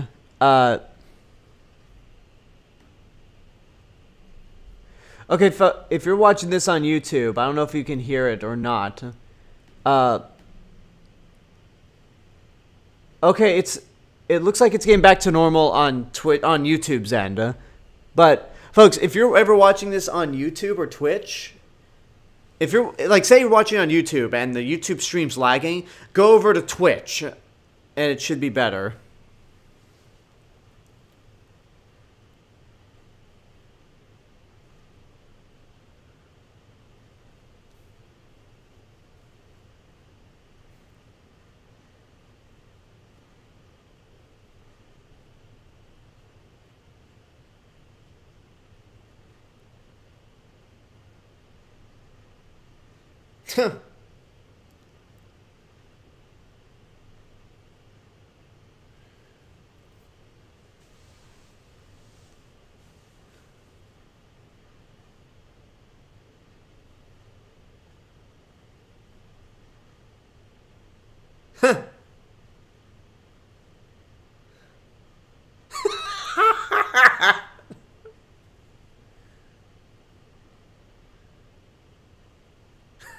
Harry, sir.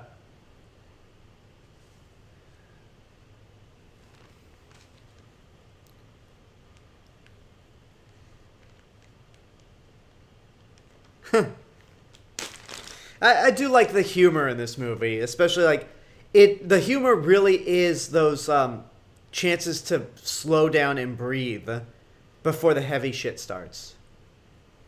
Oh no.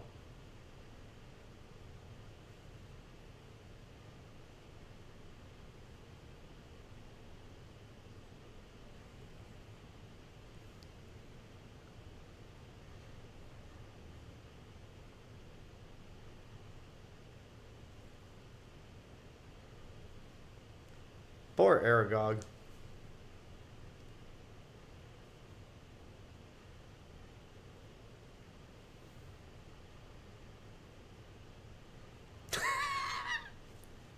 A little too much, Harry.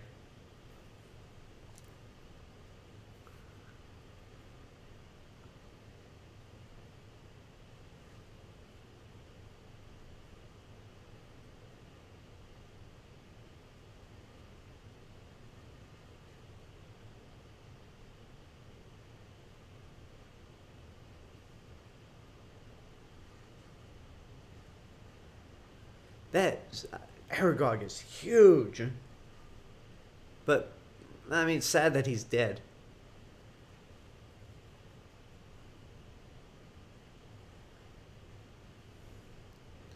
Oops.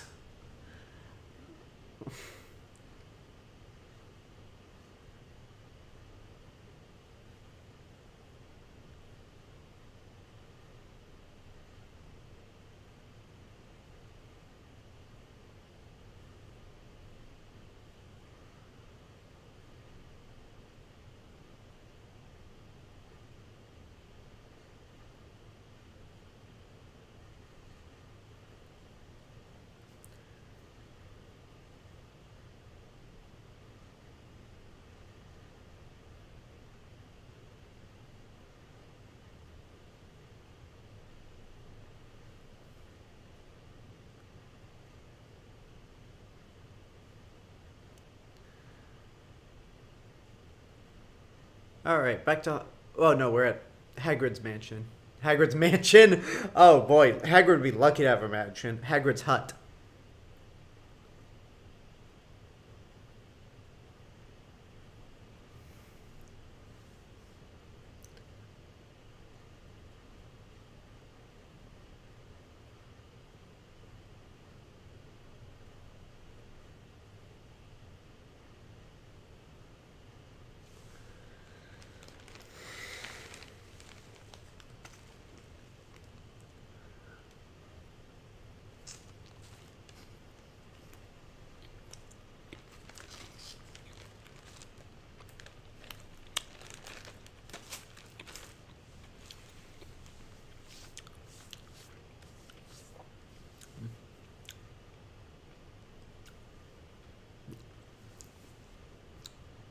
And Hagrid's passed out.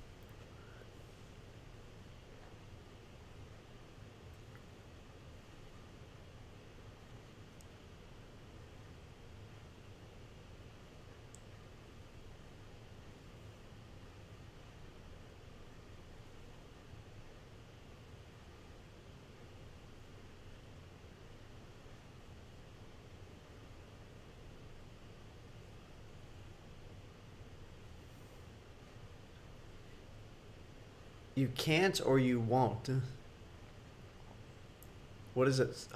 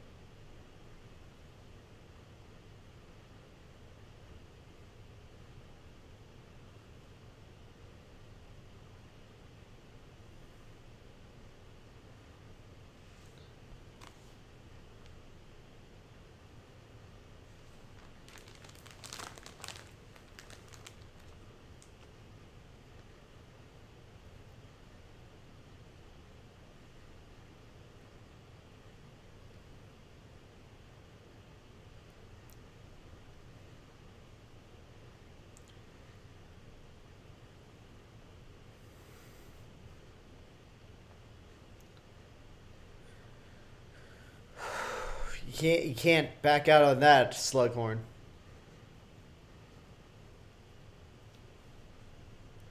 You know it's the right thing to do.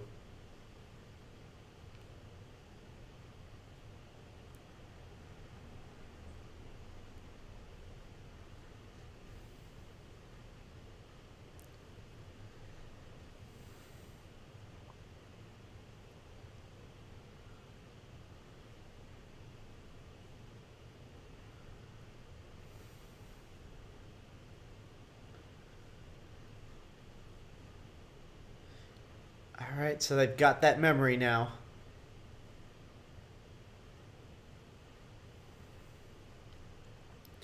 I have been. What other countries have I been to since, besides the U.S.? Says Anthony Artegia on YouTube.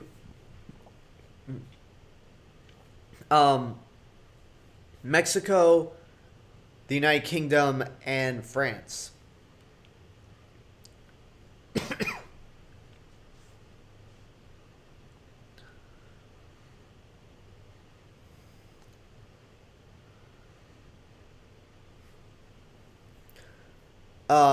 Harry finally convinced Hagrid. No. Harry finally convinced Slughorn to tell him or give him the memory of what it is he told Tom Riddle that night, and we're learning it. We're finally learning about the Horcruxes.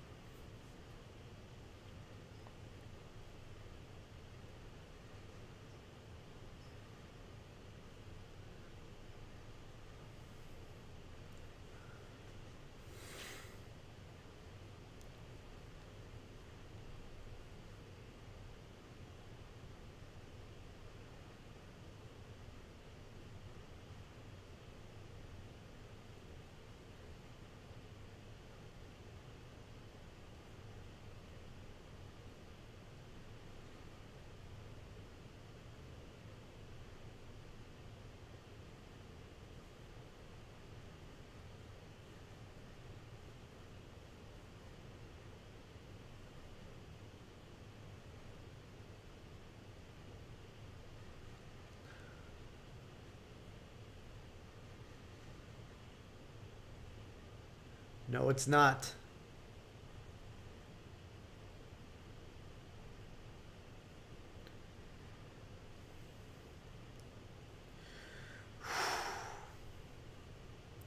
So there you go. That's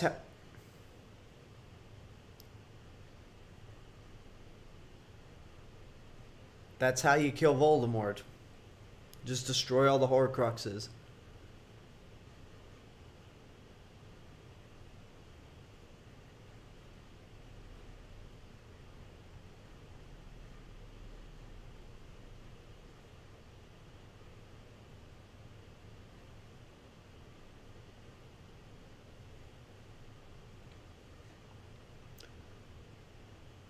Alright, so there's one gone.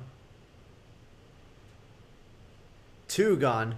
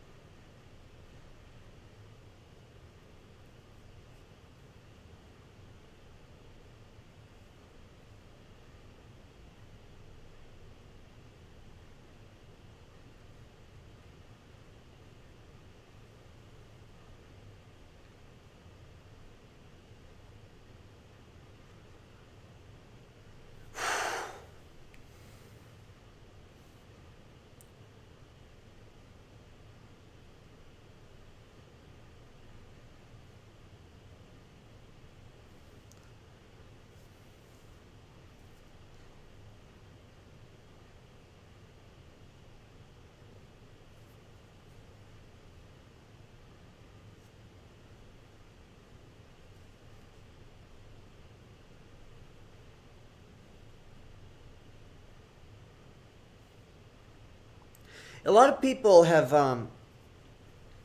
I've heard some people, not a lot, like, criticize Michael Gambon for being so tired in this movie.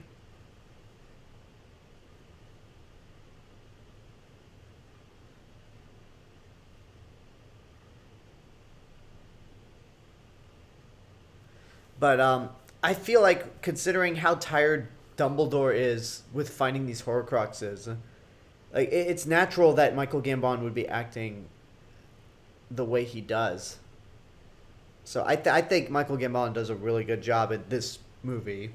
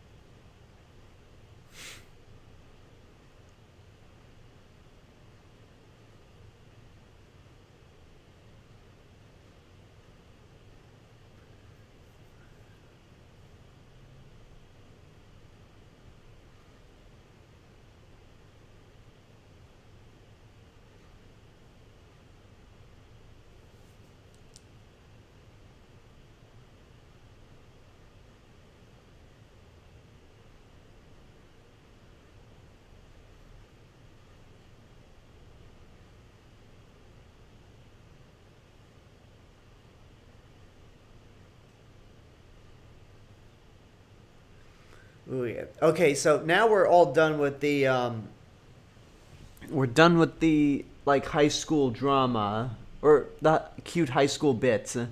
Now we're into the really dark stuff. All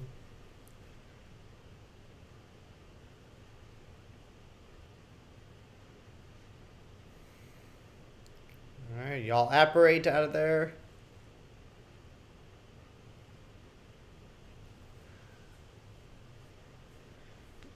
Razorback on YouTube says I'm really getting into this movie. Oh, that's good.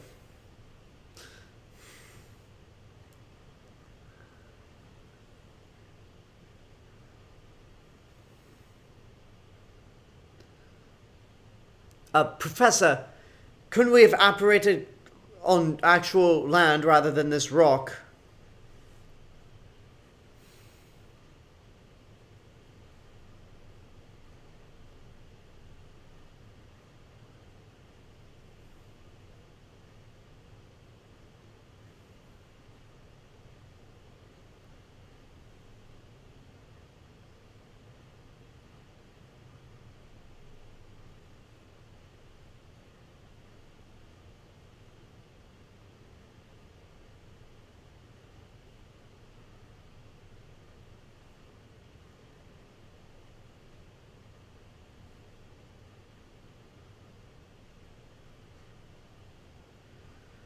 Whew.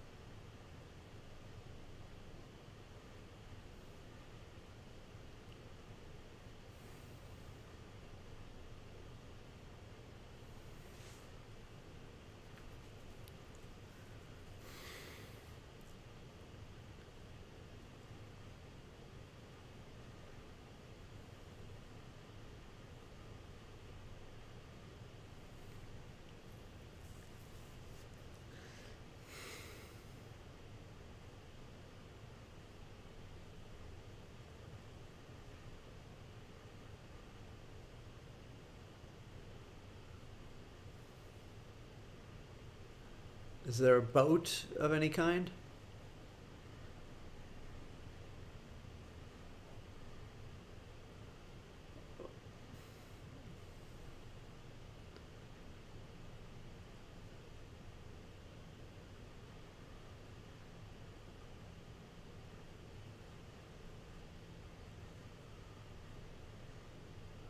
Okay, there is a boat.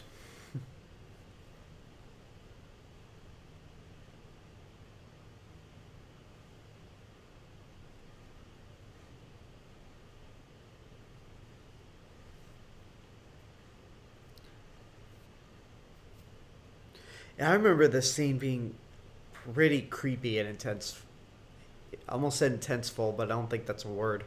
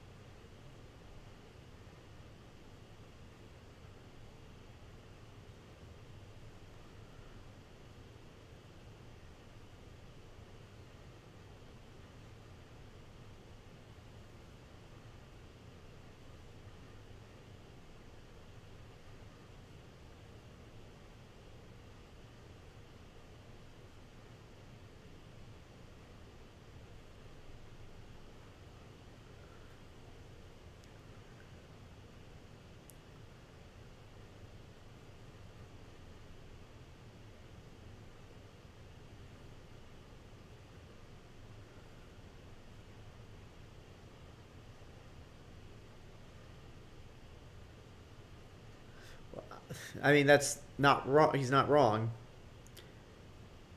And plus, Harry is the chosen one, and he's the only one that can get rid of Voldemort.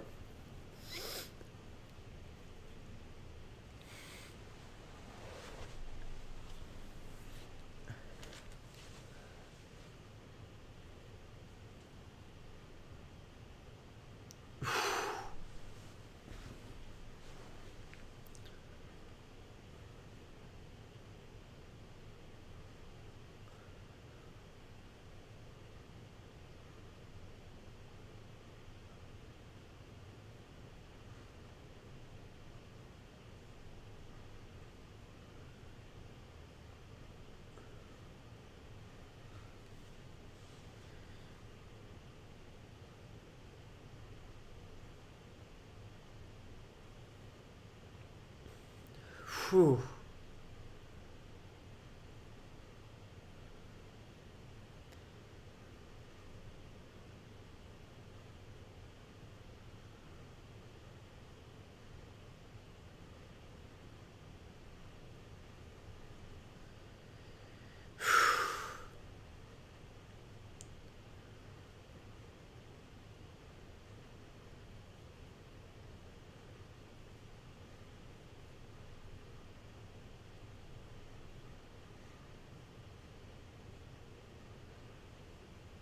Force it down his mouth, Harry.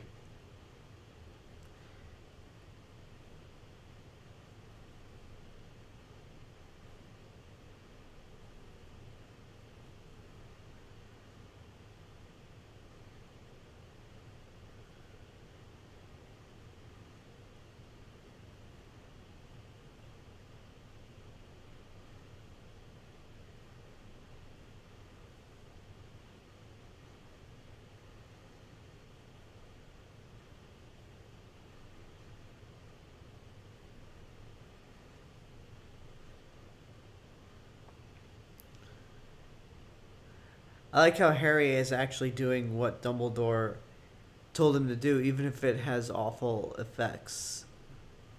You mean, okay, I read that. I thought you meant like awful special effects. I'm like, what are you talking about? Like, oh no, you're talking about effect, like effects, so like AFFECTS.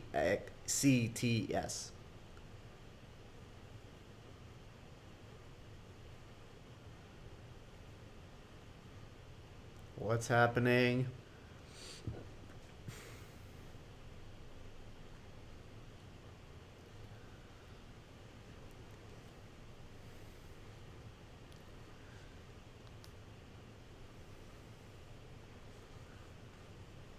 Oh shit.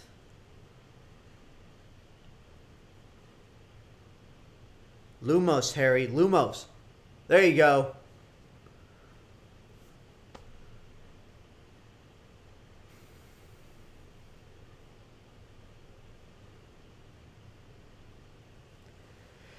Harry, get away from the water.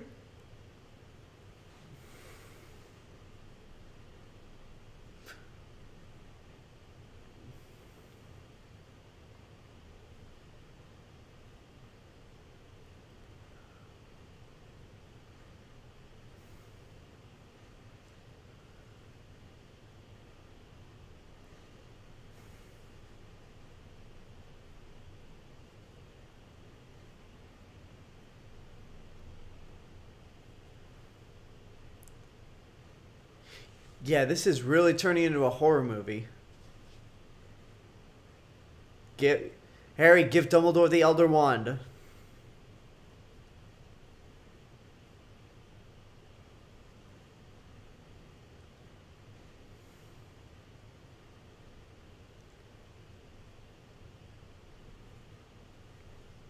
Okay, one disadvantage of doing these watch parties with a giant light shining on me is sometimes it's hard to make out what's going on. If I were watching this in the night, if I was watching this in darkness or without a light shining in my face, I could probably just get a better sense of what I'm looking at.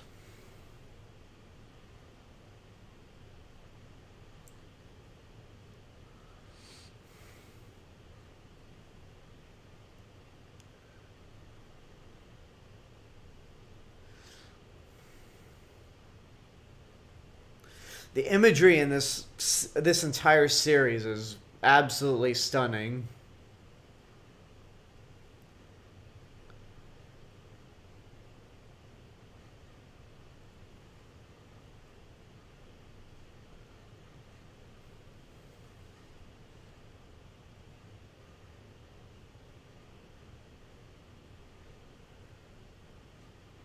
Oh, it's time.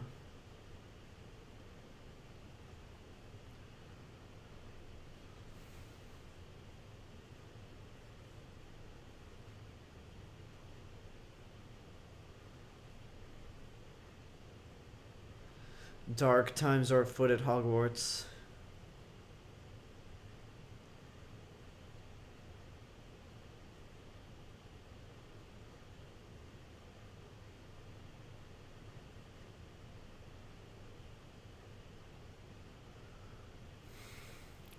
I wonder if that's McGonagall just enforcing the rules or if she knows something's up.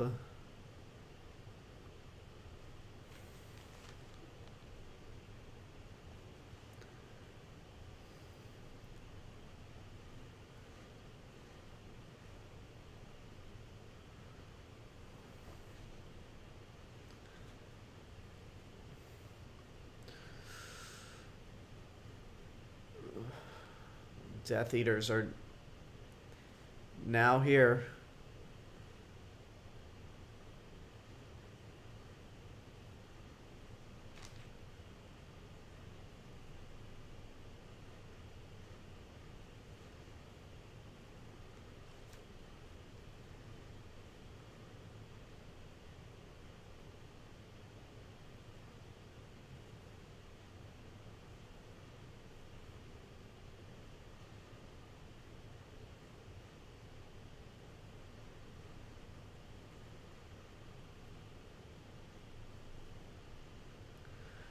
Here it comes.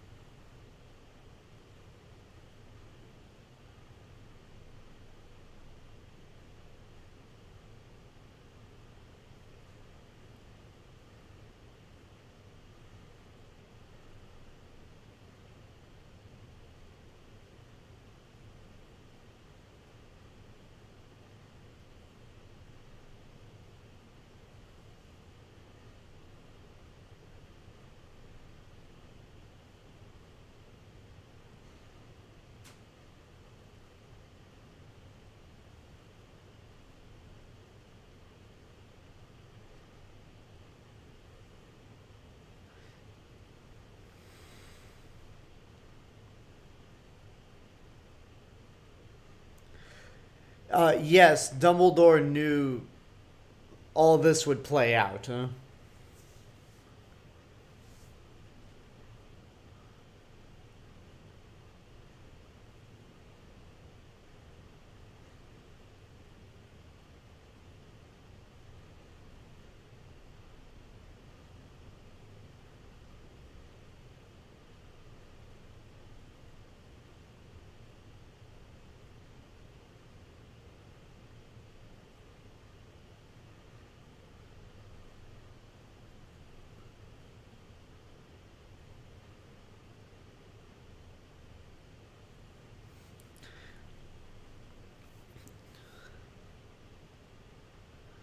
See, you at this point you feel really bad for Draco.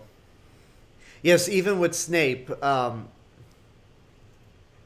Dumbledore saw all this coming. I mean, the book series is over 10 years old, but by the time Deathly Hallows was published, it's been over 10 years. I think Deathly Hallows was published in 2007. So by this point, it's like if you don't know the spoilers for Harry Potter, then that's on you.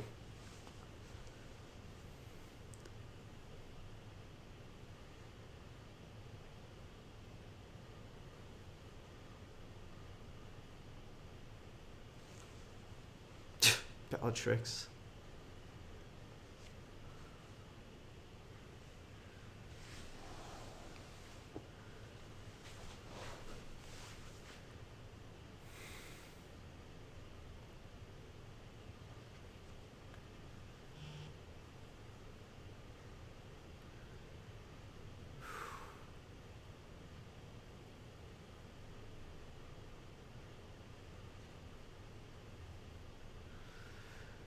There he goes.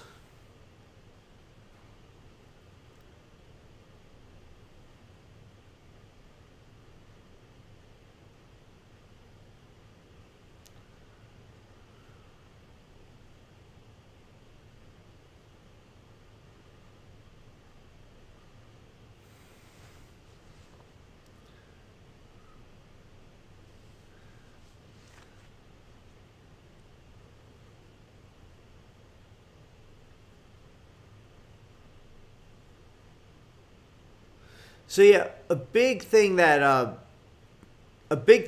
got cut from the in like that was in the book is that there's a huge battle at Hogwarts. And I get some people being upset that that part was cut out, but at the same time, I think for the purposes of a film adaptation, it doesn't make a whole lot of sense to have two battles at Hogwarts so close to each other.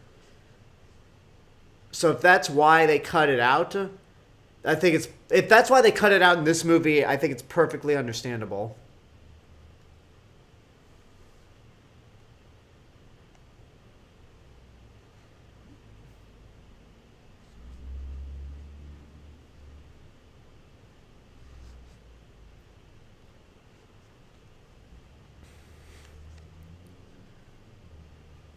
This cinematography is just outstanding. Even if there's a lack of color in this particular entry.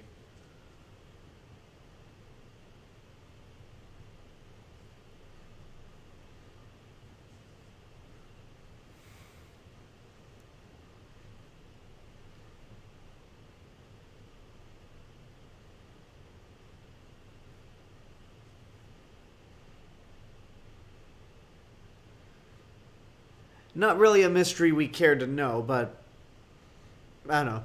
Again, kind of a weird way to name this story, this book, and the movie.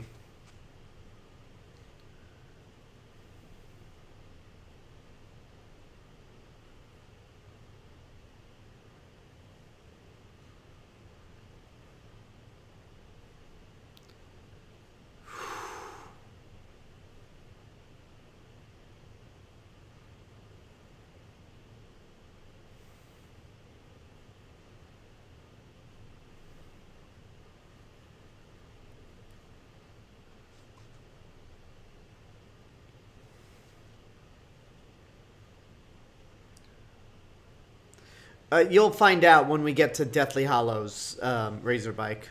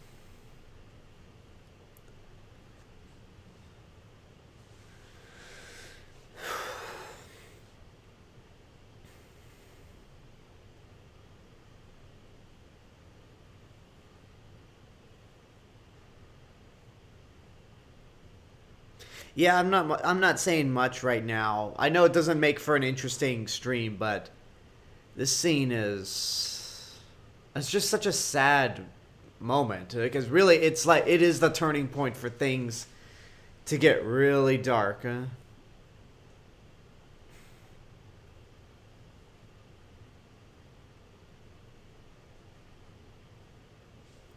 Like really there truly is a sense of hopelessness right now. Like Dumbledore's dead. Nothing truly opposes Voldemort now, but there is a sliver of hope in that we know how to. They know how to defeat him.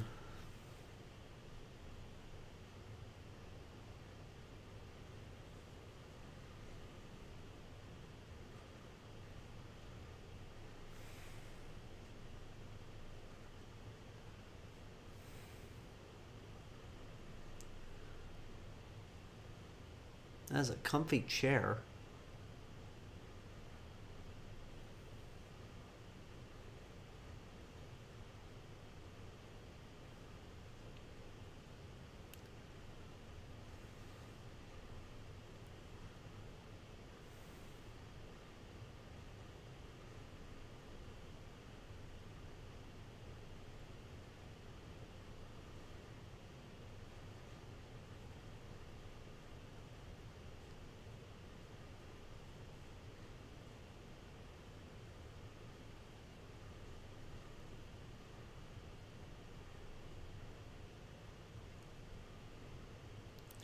You know, for as strict as McGonagall can be, and as strict as we've seen her in the previous entries,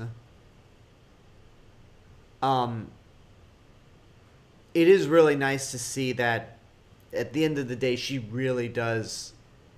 She cares a lot for her students.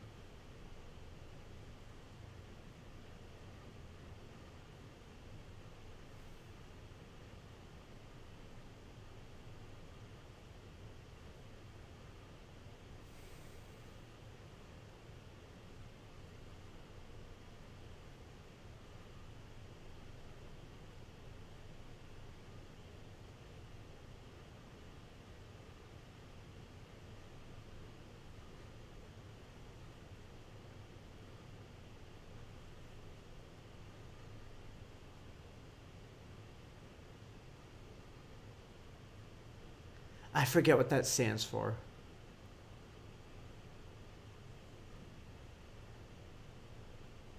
But yeah, we'll figure it out next time.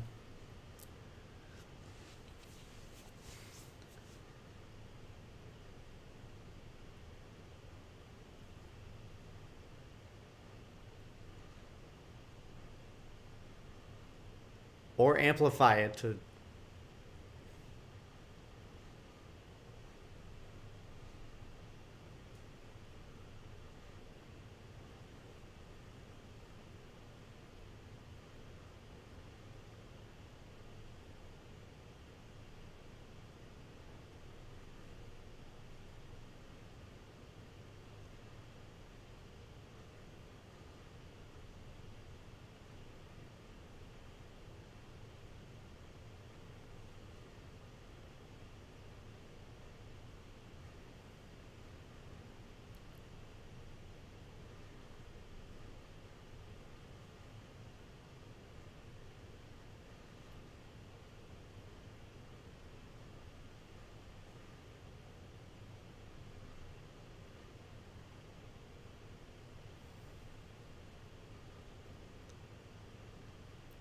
There's Fawkes. Still around even after Dumbledore's passing.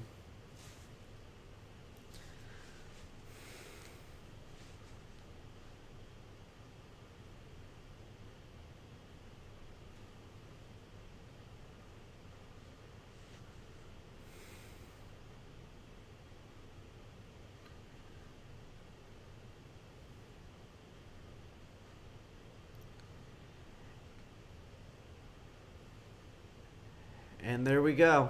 That's Harry Potter and the Half-Blood Prince. We're at the beginning of the end now.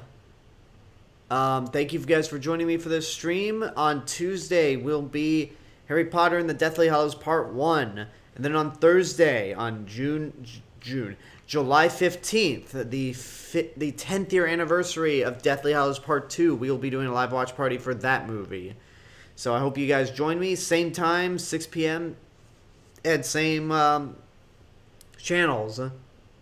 If you subscribe to me on YouTube, but you do not follow me on Twitch, that is twitch.tv/RealMrRobinson. I tend to stream at least 3 times a week. Once the Harry Potter series is done, I'm going to be probably doing streams every Saturday, Sunday, and Tuesday. But I'll keep you guys updated on when I actually do my streams. If you subscribe to me, if you follow me on Twitch, but you do not subscribe to me on YouTube, that is youtube.com/TheRealMrRobinson. It's my main hub of entertainment, movie reviews, and other stuff. Tomorrow, I wanted to get this review up before Black Widow came out, but tomorrow I'll be doing my review for Ang Lee's Hulk. But anyway, thank you guys again. If you like what I'm doing on either YouTube or Twitch, you want to help support financially, that is patreon.com/TheRealMrRobinson. You can help support the channels for only $1 a month. But if you want access to exclusive content that no one else gets to see, you can pledge up to $3 and more. If you can't do either, that's fine. Subscribing to me on YouTube and following me on Twitch is good enough. So, yeah, thank you guys for tuning in. Until next time, this is The Real Mr. Robinson telling you